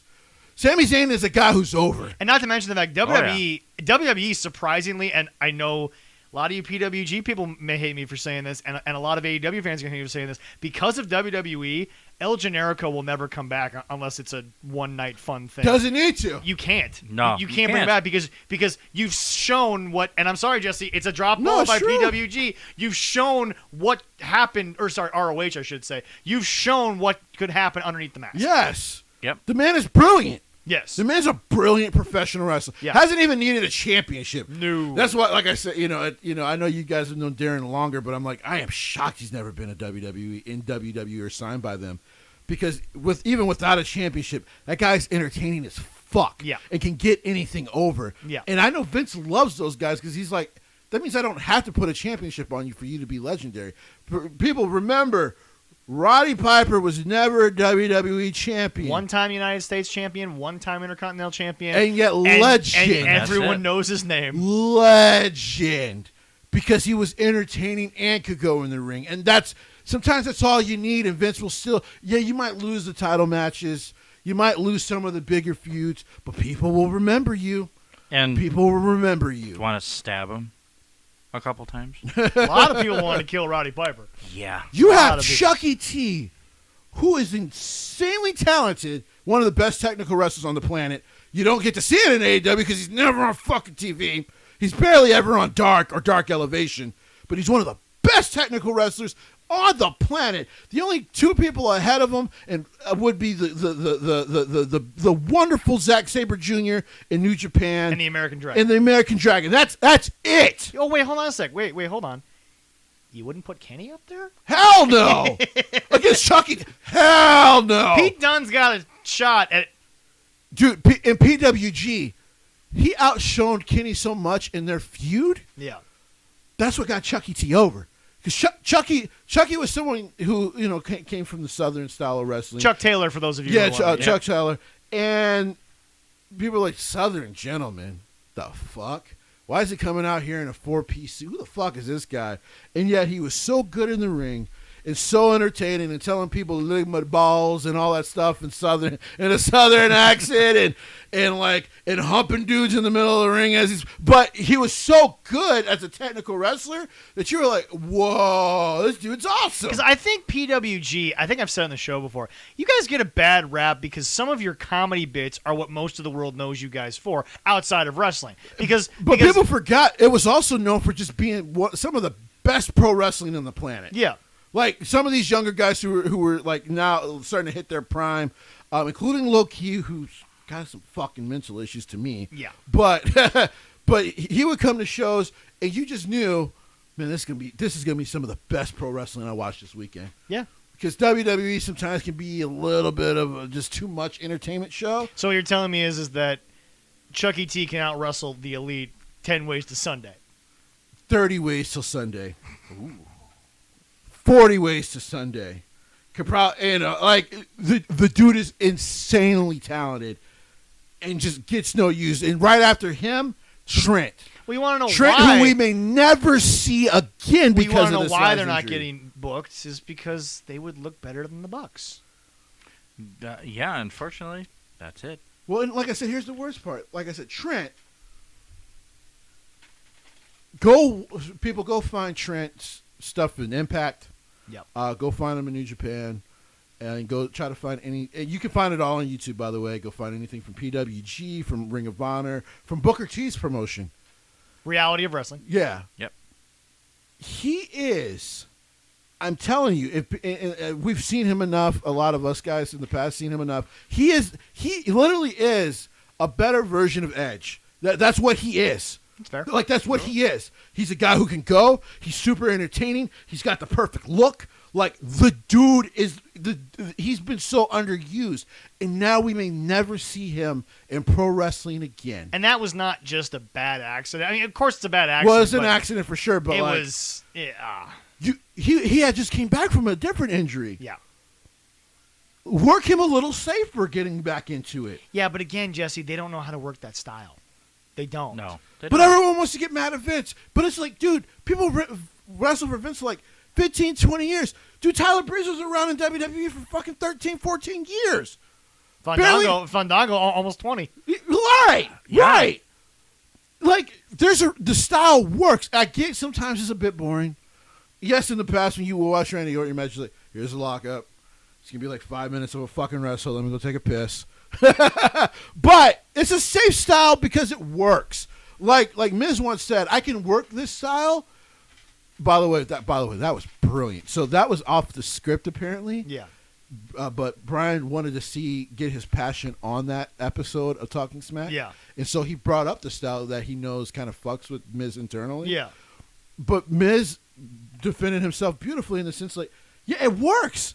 I've never been in until recently. Yeah. Because they did the stupid zombie match. But but also, by the way, that was only a partial tear, so it's not. Yeah, like yeah. And by the way, more proof that Miz deserves a lot more credit than anyone wants to give him. It's not like when you get hurt and they're like, oh no, we're gonna keep you on television.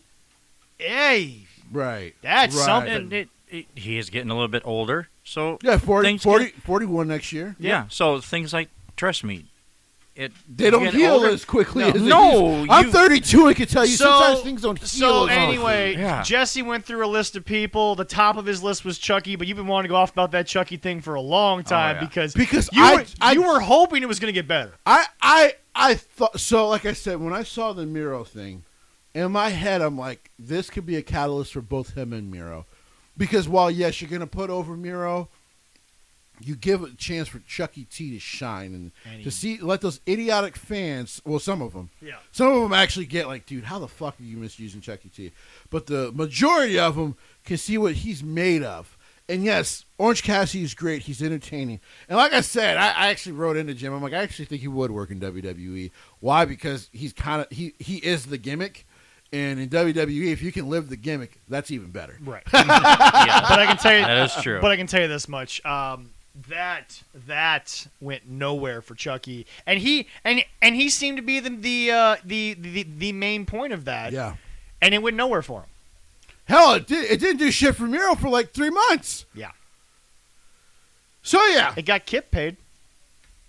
yeah. you know what? Kip's not on the list, but should have been, because Kip is wasting his time. Now I don't think Kip is anything but a mid Carter. Yeah.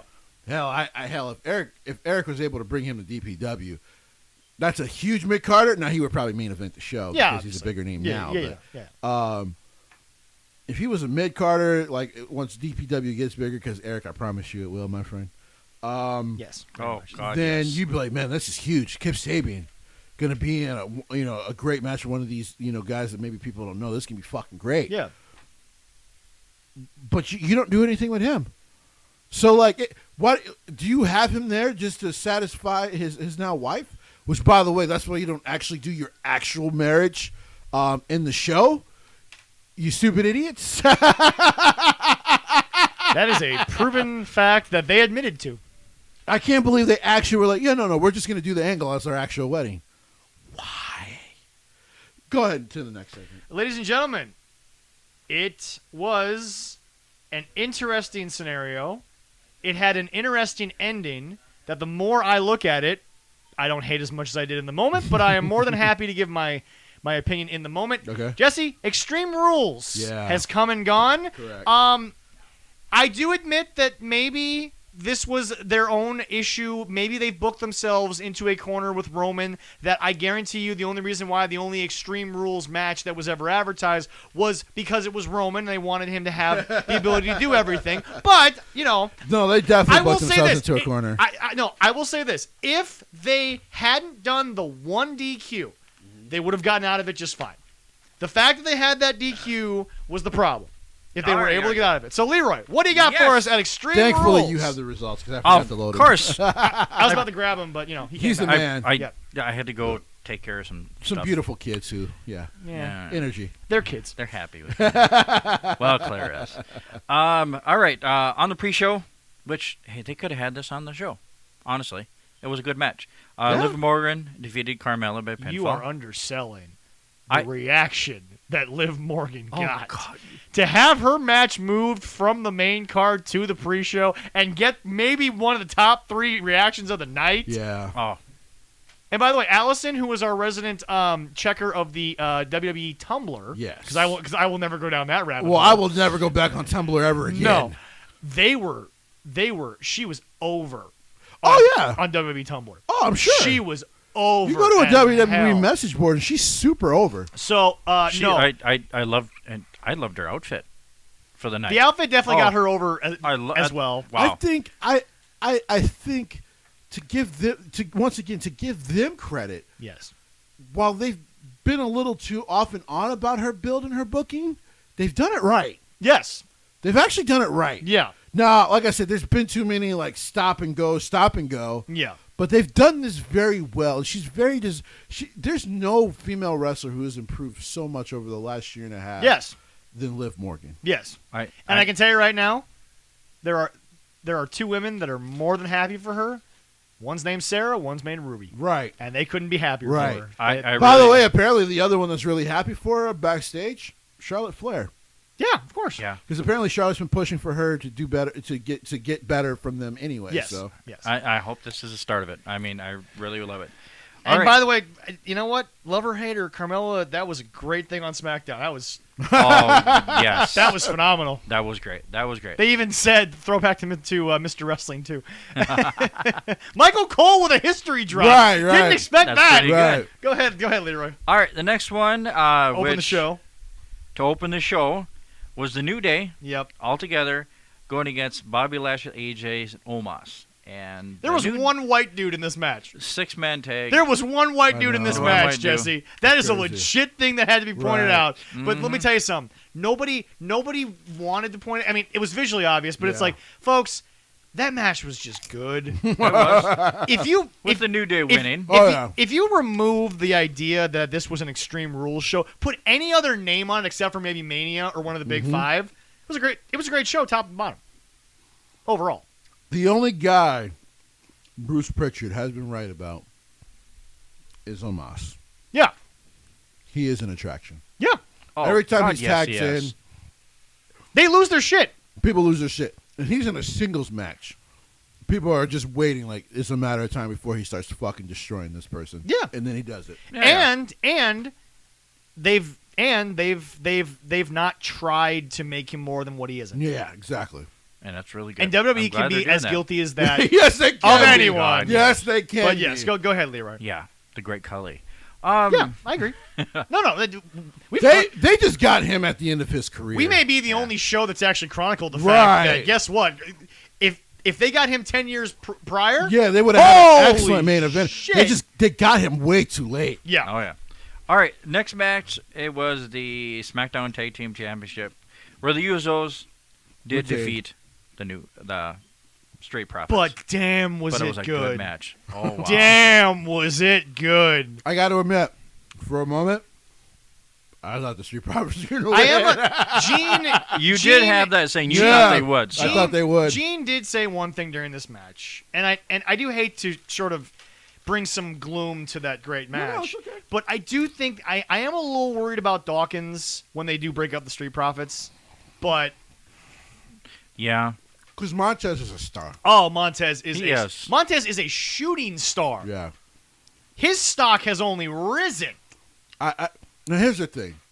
Dawkins can work in ring, which is good for him. Yeah. Oh yeah. I don't know what he would do for a gimmick, though. That's going to be the issue with He'll him. be around for a while because he's been very loyal Yeah. and because he can work. Right. People always think Vince doesn't care about work rates. He No, was in developmental for like 4 years Yeah. before they finally Yeah. got that tag team yeah. together. People so.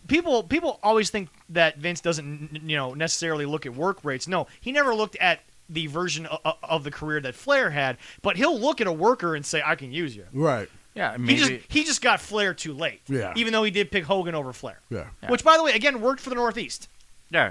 Dawkins he might mid card. Yeah. Something like that after. Yeah. You As know, long you as never know. Terry Bollea didn't open his fucking mouth, yeah. Go ahead. All right, Leroy. Then we got the Raw Women's Championship where Charlotte Flair did go over Alexa Bliss and They destroyed her doll. I'm going to be the only one who's Wow. negative on this, but I'll let you guys go ahead. Regardless of what negativity it probably deserves, this crowd was into this match. Well, Oh, because the crowd God, was, yes. one, it's her hometown, Yes, and two, everyone was actually getting into the Alexa character. they were.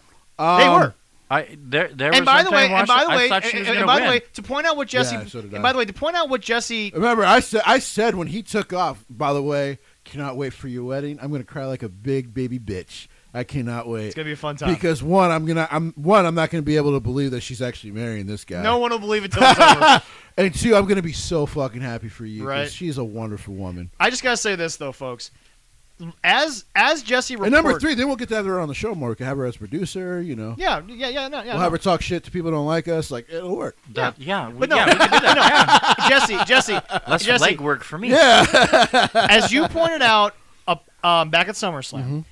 if you look at the ring gear that Alexa wore last night, she did take the criticism of everything looking a little too childish. She did take it seriously Yeah. in ring because, folks, again, And there was a lot of women who understandably, Yes. like, I'm a little uncomfortable that she's, like, right. acting like a little girl even though she's this grown woman. Right. and, you Now, know. Yeah. now, Oh, yeah. now, here's the deal, though.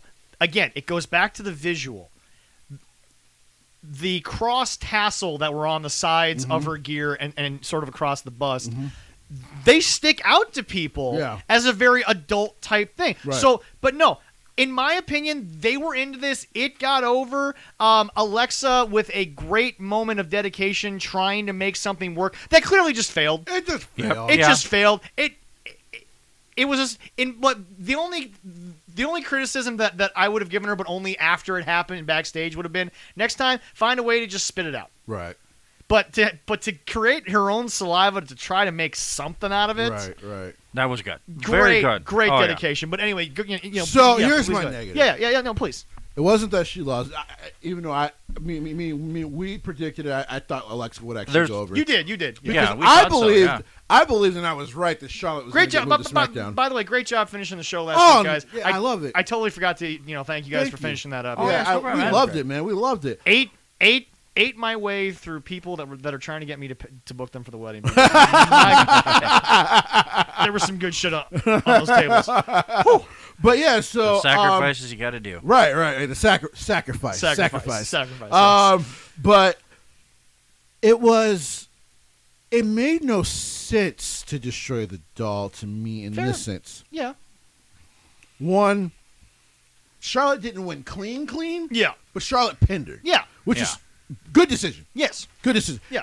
I thought they were going to roll her up if they were going to beat Alexa. Yeah. Because I'm like tapping her out just looks horrible. Yeah. Because that's the one that's That the also biggest might have been the negative I've first. had. That also might have been the first time since I think maybe in the NXT days I had personally seen a pin after natural selection. Right. Oh, yeah. They've That's true. been yeah. actually doing it more, so they're trying to put it Okay, over yeah, now yeah. as like a middling finisher. Yeah. That if she hits a couple times, you're done. Yeah. The other negative, and I'll just say it. Yeah. I'll just say it. Mhm. Charlotte is the worst fucking heel ever. All right. I'll explain real quick. Real quick. Yeah.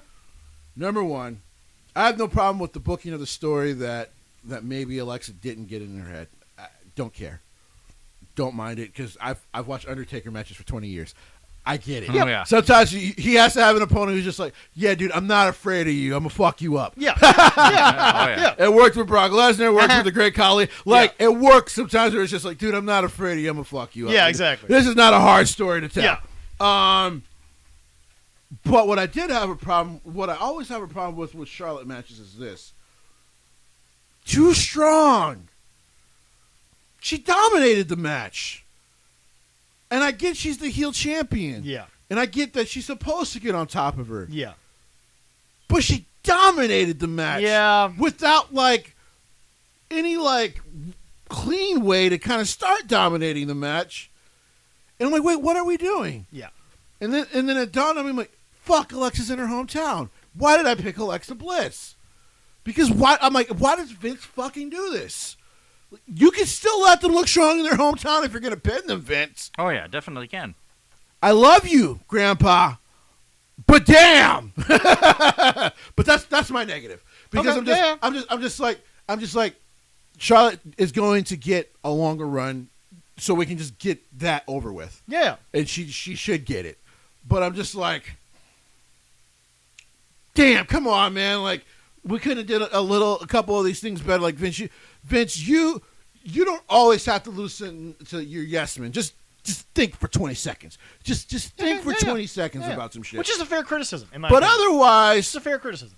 I out of 5, I still gave it a 2.5. And, well, I gave it a 2.5. Yeah, a half? I gave Two and it a a half? 2.5 out Which of is fair. 5. No, that's fair. Because I thought the match was still good. Yeah. Right finish overall. Yeah. If you're gonna beat her in her hometown. Yeah. Yep. And I understood why they had the moment with the doll and all that. Yeah. Because they're probably changing up the character some. There's no rumors. problem. Well, there's rumor. First of all, I don't think she's going back to the cheerleader gimmick. That's a bit too far back. Yes. Bringing back the goddess wouldn't be a bad thing because it was a gimmick she was able to do heel and face on. Which by the way, when she went face with Nikki Cross, no one thought that was going to work. Oh, I'm yeah. about to say give them credit. That was a character you're like, yeah, she's gonna turn on Nikki, and then it never happened, and you were like, well, shit. And you were, Yeah. okay with it. Yeah, you were Yeah, like, you were okay, okay with cool. Yeah, Definitely yeah, was, So, yeah. So Garrett, go All ahead. right. Next one was a triple threat for the United States Champion with Damian Priest defeating Sheamus. I was and watching- This Jeff surprised Hardy. me. I was watching WWE, and all of a sudden, an old school wrestling bout broke Right, out because right. that's all I can. Leroy, this would have worked in any territory back in your day. Damn right. You could have put this This- on Saturday morning, Wow. Saturday Physical, night. like This was great. this It is was. great. I picking the two people to go against with Damian Priest. And by the way, Great folks, choice. Great By choice. the way, we were wrong. Me and you thought, and because I was certain, I'm like, well, Jeff's gonna eat the pin. Nah, Yeah. Sheamus ate the pin. I will say this Yeah. as well. Bob says, even though the internet didn't know why they added Jeff last minute, Jeff didn't take anything away from it. No, Oh, he actually hell no. added some like. Jeff adds to anything he's in. True. But Yes.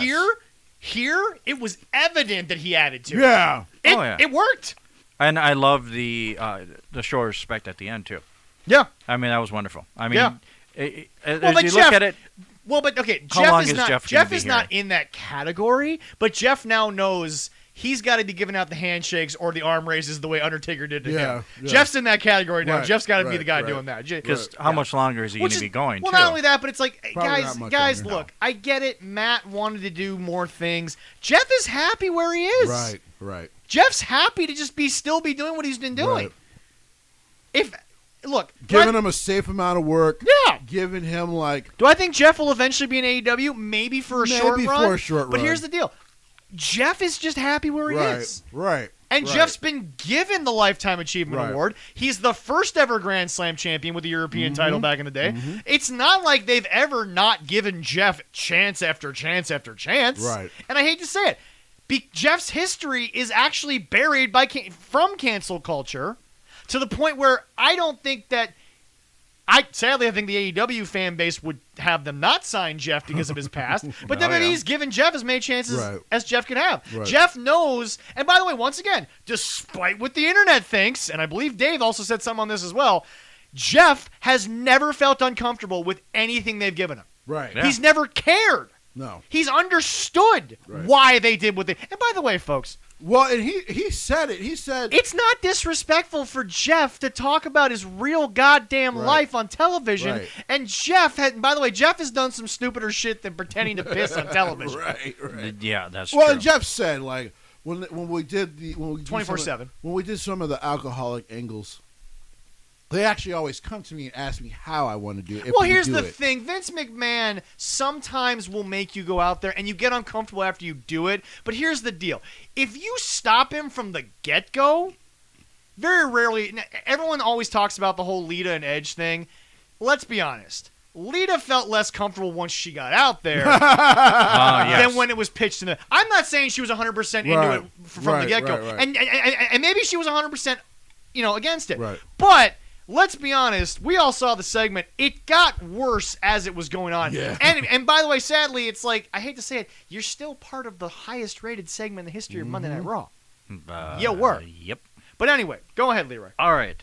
Next was the craziness of the SmackDown Women's Championship match, where Becky won by outside interference. Again, this is the only. Again, you were so close to the ending with this match. All you had to do, y'all, and Bianca would have been just fine because she obviously worked her way out of a 26-second finish. Right. Just let Sasha do something behind the back. Let Becky pin, then have the placenta. But by making a DQ, you expose the fact that you didn't have Extreme Rules at Extreme Rules. Because again, Yep. as I said, and I said this all throughout the lounge, I said this in every chat I was in watching the show.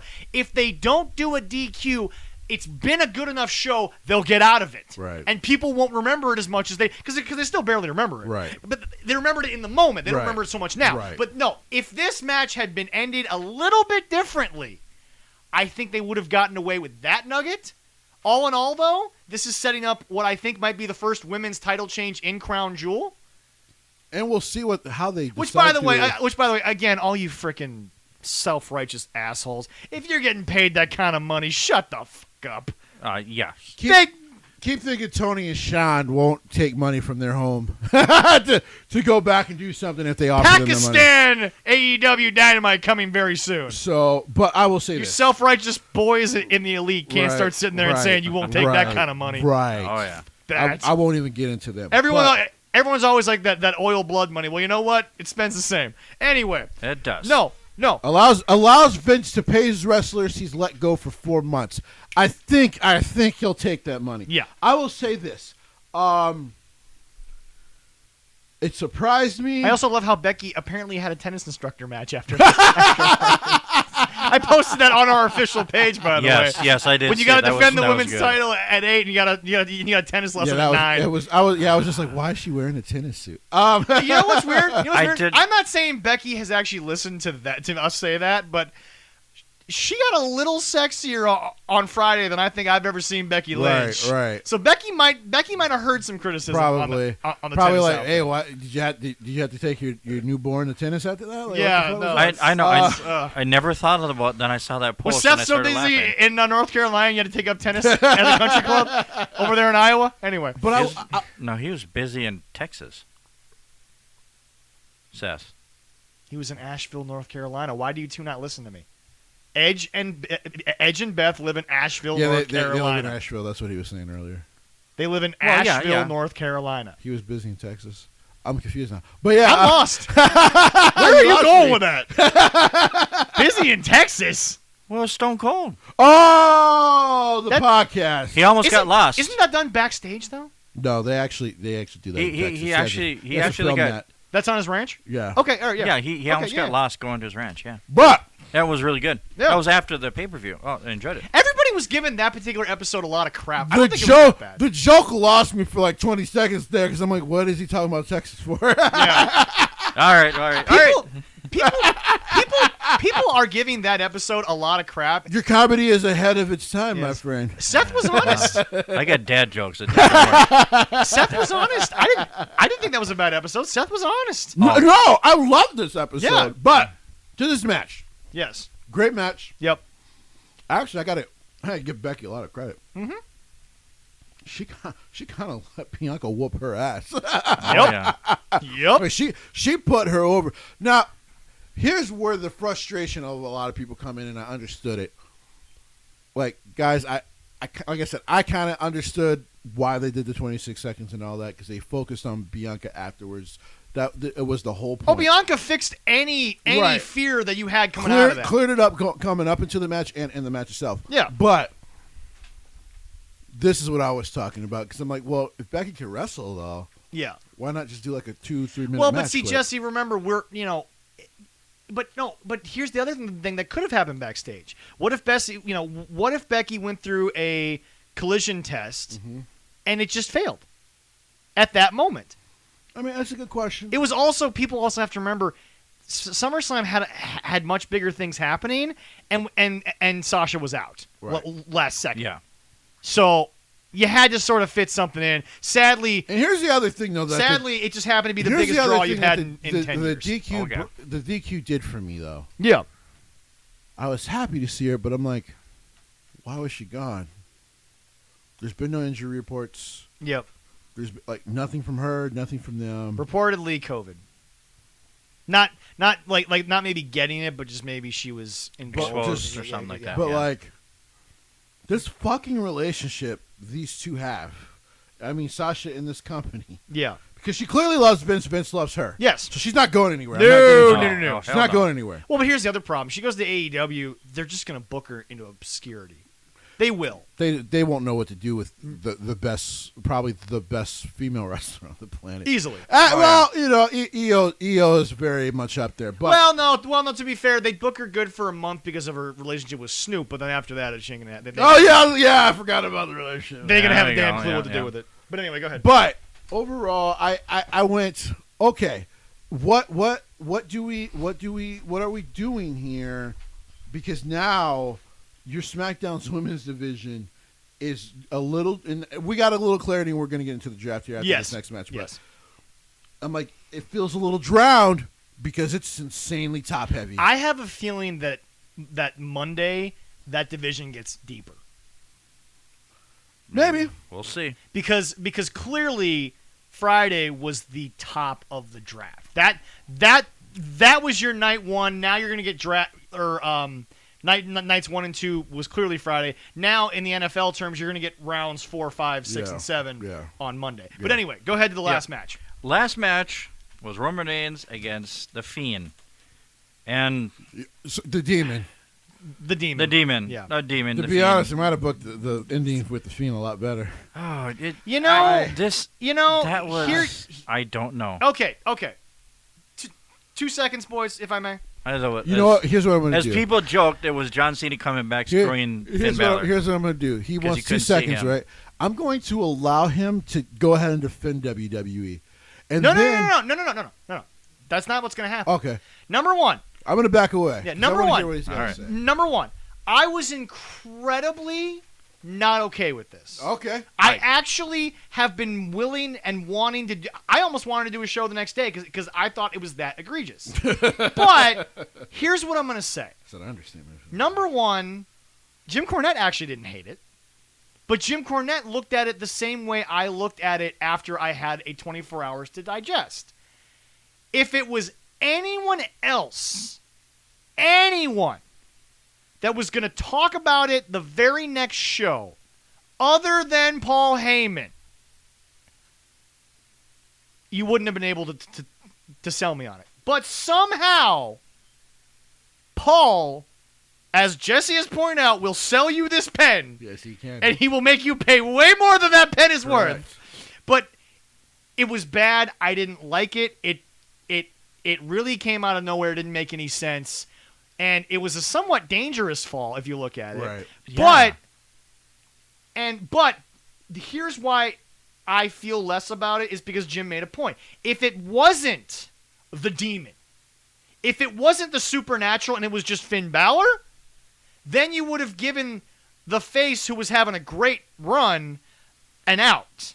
The problem that I still have and will not defend is what it does to the future of the Demon. I will not defend that. I will say that was egregious and a problem. And for those of you that say I'm always defending WWE, no. There's no defense for the Demon. For Finn Balor, I don't think people would have cared that much. No. But for the Demon, it was a bad ending. I agree. 100%. It was. ahead, Leroy. Even I didn't like it at all. Yeah. And why they choose. I guess what I'm But trying to say is I'm not as angry about it as I was on Sunday, Yeah. but I still don't agree with it. Okay. No. That's where I'm at. I think There's they no could, defending it. I'm just saying that Paul is a goddamn wordsmith. That's all I'm going to say. Well, yes. They could have done a different ending. I mean, I agree. give the Demon I do. an unfortunate loss. I do think something. But here's the other problem. And Jesse, I don't know if you said this at the end of the last show.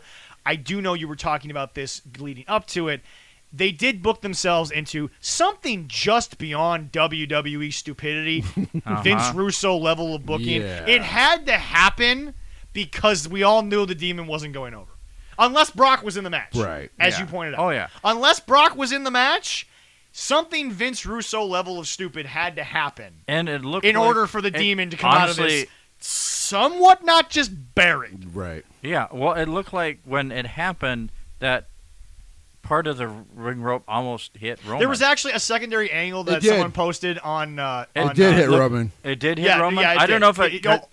Oh, it did. Yeah, I but mean- there was actually a secondary angle that was shown online. A guy actually jumped up and hit the mechanism on the completely opposite turnbuckle diagonally, So and then Oh, that's why they're joking So I- that John Cena was there and hit it. yes, so Okay, here all right, all I'll right. tell you what happened before I tell you my opinion. yes, So we've built rings.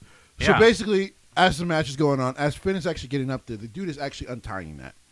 So he's untying. He was already untying the other ones the whole time. there was a lot more smoke in that corner Yeah. for that reason. Right, right. Yes. So they had that. They had one of their main ring guys, probably their ring general, untying that rope before that set, Yeah. which is why they had originally had Because the Usos come out and deal with the stuff outside Yes. first. By the way, because then it folks- distracts your yeah, attention. Yeah. By the way, folks, and again, if that had legitimately gone from flat tight to that, Finn would have blown out both knees. Oh, yeah. he would have. He would have. Because, yeah. like Jesse says, it's usually 5 or 6 inches taller Right. than most rings. Right.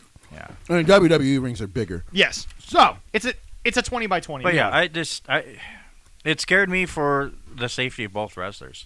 I mean, I'm glad nobody got hurt, yeah. but I think they could have done a better ending. I don't that's know. just me. I'm gonna be honest. Looking back, and again, Jesse, I'm not defending them because they booked themselves into the problem. Yeah. Looking back, it might have been the only thing they could have done. I'll say what they could have done. Okay, yeah, Okay. yeah, please, You ready? yeah, Don't put the fucking demon in the match. that's fair. Could have just had Finn versus Roman in an Extreme Rules match. You pinned Finn again. No big deal. Finn still looks strong because he was still cheated again. Roman goes over. Goes to fight Brock Lesnar, who I'm guessing he's going to beat in a couple of weeks here on a Thursday morning. Live from I- Crown Jewel. I believe I Crown think Jewel's on so. Thursday morning here. It's always a Thursday morning because Yeah. of the time difference. So, here's what I said as you left. Yeah, And I'm sure you listened to the show. yeah. I said I'm officially afraid for this match because the fact that they didn't put Brock in this match. Yeah. You've hurt the demon no I matter agree. what. If you put Brock in this match, and because the demon has to deal with both of them, Yeah. and then the demon loses. Because as you pointed out earlier in the show, Brock has dealt with Taker. Right. So Brock beating the Supernatural's never really been that odd. Doesn't seem odd at all. Nope. And then all of a sudden, the demon still looks good because it's just like, man, the Usos, Roman, and Brock, that's a lot to overcome, Yeah, dude. yeah. Like, and the fact that he almost, like, you could have told us earlier, man, the fact that he even got a visual pin on either of them is huge. I think it was just egregious because that was actually a moment where we thought they're taking this title off him. Well, Yeah. here's the other thing. We believed it up until the rope break. Here's the other thing, because I believed you could give Finn, because the Demon winning the championship is no big deal, because they've had the Demon win the championships In NXT. and then Finn lose it. So, I mean, the Demon actually lost it to Samoa Joe. Yeah. But Finn actually lost it before. That's just Finn Balor after the Demon won it. Yeah. So, it's one of those things, it's doable. Yeah. Where it's like, okay, well, the Demon got the title, but Finn couldn't hold on to it. Okay. This in my opinion was Because to me, here's what all this did. Yep. The matches, because some people were like, "What the fuck was he flopping like a fish?" I had no problem with it. That's the supernatural stuff. Yeah. If it doesn't entertain you, it's not going to entertain you. But for me, I love that kind Yeah. of shit. And him destroying the Usos on the outside, I loved all There of are that. a lot of people that are not a fan of Taker until he became the gunslinger. Basically, Because it until he became the American Badass, they didn't actually like Undertaker. yeah, exactly. Which I actually hated the American Badass. But Yeah. I liked it. Yeah. No, it's October 21st. It is Thursday night. Yeah, it's Yeah. a Thursday night. Yeah. Thursday night? Yeah. Or Thursday Or afternoon. Thursday. Well, it's going to What be Thursday. time on Thursday? I It's- think 1 o'clock. I think it's going to be like 12, 1 o'clock Yeah. in the afternoon here. yeah, because That's what that'll it's gonna probably be. be like 7, 8 o'clock Saudi Arabia. Yeah. Something So- like that. But yeah. anyway, no. This moment took it from what I honestly felt was was a 5-star. was a pay-per-view. 5-star match to me. This was a 5-star match. I thought the overall pay-per-view could have been 4.5 to 5 I would stars. give see to me before this, and then what the fuck happened with Sasha in that ending earlier. Yeah. Because it just all of a sudden it made you think about their booking again. Yeah, You turned to me would have been a 4.5 pay-per-view overall. yeah. And 2 or 3. Okay. Because I'm like I can't That's fair. because I get why you did. Only God could help him beat Yes. the demon. Yes. But then why? But it's really like Seth actually talked about, to go back to that a little bit. Yeah. It's just like with him and the Fiend in Hell in a Cell. Yeah. Okay, well if you book the Fiend, don't book him to not win that match. then. Yes. Book him to just fucking beat Seth and we move on. I also think Gene could have gotten the Gene's booking could have gotten the Fiend out of there too, which was just beat the crap out of Seth, but then leave without the title. Right. Have the show end with the ref knocked out, Seth knocked out, Right. the Fiend just leave. Right. Leave the belt in the ring. Right. You could have booked something later. But Where- anyway, where so- he kills everybody Yeah. and then just walks out like, okay, so cool. obviously none of us were happy. Goddamn, Paul Heyman will make me believe anything. God, I love Paul. But anyway, no, folks, I'm going to open our last segment with this.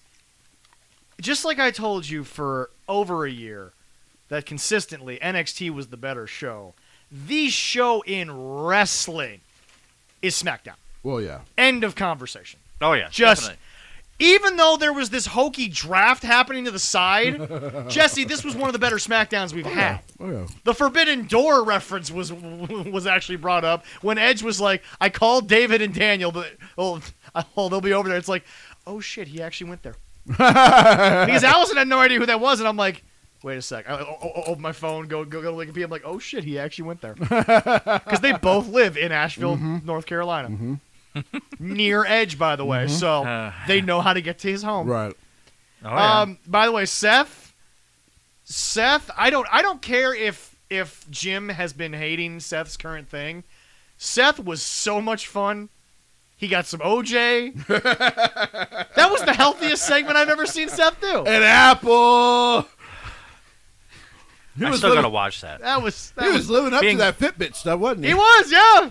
Been gone for the weekend. You know. Oh God, Leroy. I miss shit like that, Leroy, unfortunately. he was snarky. He was a shit stain. He was disrespectful to the children's belongings. Put his feet up on the kitchen table. He did, Like- in loafers. Like, dude, I laughed because I was I was like, wearing loafers. I was a little disturbed when he sat in that chair. He looked a little too comfortable in the chair. I ordered pizza. I ordered pizza. My mom walks in to bring me my pizza. Yeah. And Seth's in the chair. Seth, it wasn't even the chair part because he's eating the apple, drinking the orange juice, and as soon as he put his feet on the table, I didn't hear it coming by the door. I'm like, Ed, you gotta go fuck him up. You don't let a man put his feet on your you table. By the way, this might seem like a really off thing. And it made her die laughing. Oh yes. Oh yeah. Can I just say this though? No, it's like this might be me trying to get a laugh at everyone, but no, this is serious. He got a long way through that apple.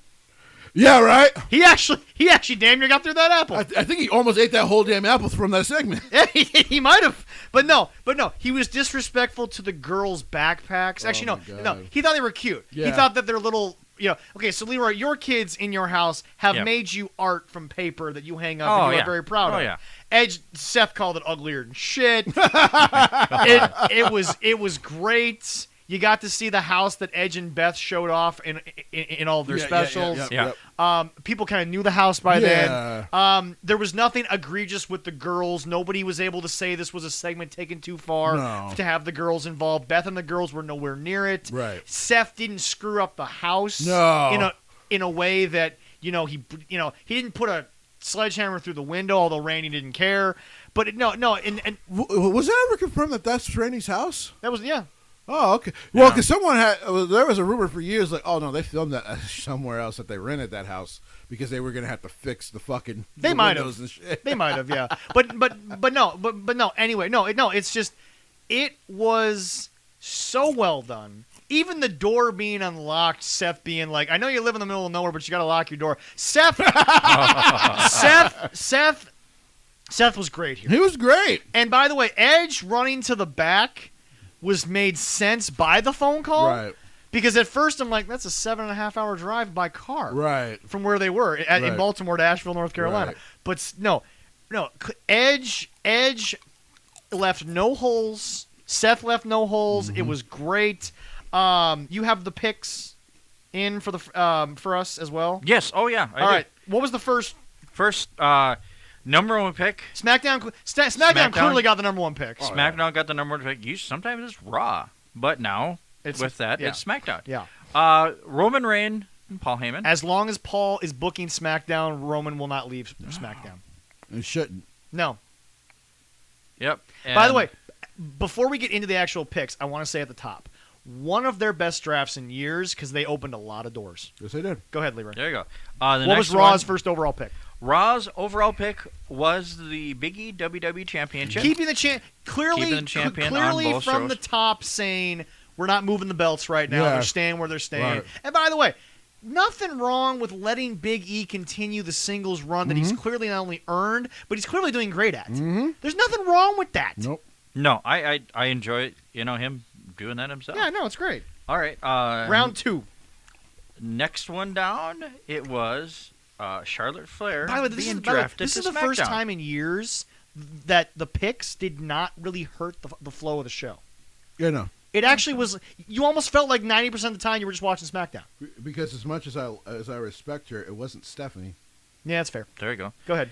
All right. After that, And I respect her, but I thought interesting. Flair going to SmackDown. Fox wanted that. Oh yeah, Fox. I did read that Fox wanted that all wanted, day.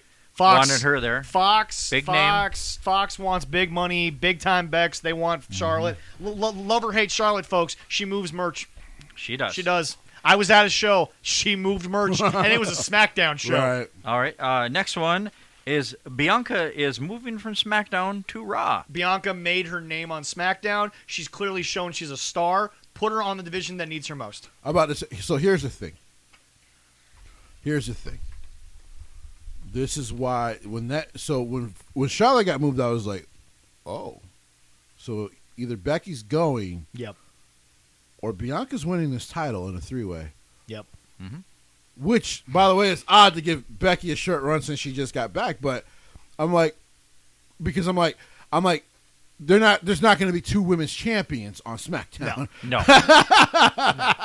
But like I said, Fox clearly wanted Becky and Charlotte, which has been a slow burn build for the last Right. 18 Oh, God, months. right. They want that on Friday nights. Right. I don't blame it at all.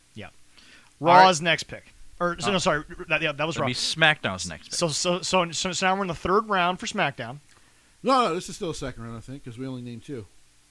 They had 2 second round picks. You're right. Okay, yeah. So go ahead. Yeah. All right. Next one is Drew McIntyre from Raw to SmackDown. Fantastic. Called that one. Though. But We figured. But seriously, is there a better pick? I'm serious. Outside of keeping the champions a champion, Well, this is great. Well, because to be honest, we kind of, since you're not going to do Big E and Roman right now, you almost have to do Drew and Roman. But I think, but also the Scottish Warrior and Roman. Yeah. but That'll also, work. but also, he also fucking gave Drew Cryface last year before. I also, Yeah. but I also want to point out, folks, in my opinion, just like if Kevin Steen goes to AEW, Drew did everything he could on Raw. Kevin Owens is going to Raw tomorrow.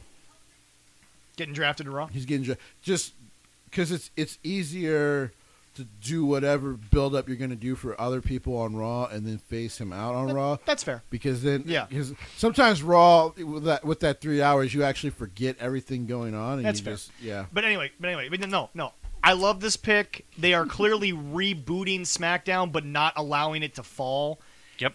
You're giving a great person that Paul can work with Right. as well. Right. Like right. I said, this draft gave. I'm more interested to see what Paul does with the mid card now. Yeah. With everyone you gave him. By the way, which is necessary to rebuild this mid card. I agree. Yeah. I agree. Go ahead. All right. Next one is the first tag team Yes. taken. I actually like And when they do drafted tag here. teams and they don't break them up. I like when they're in the Right. pool together. So RK Bro, this is Raw's pick, is Yep. staying on Raw. They're doing their best work on Raw. They're so built into that audience right now on Raw. They need to stay on Raw. Randy and Riddle together are just Randy clearly has a part-time contract.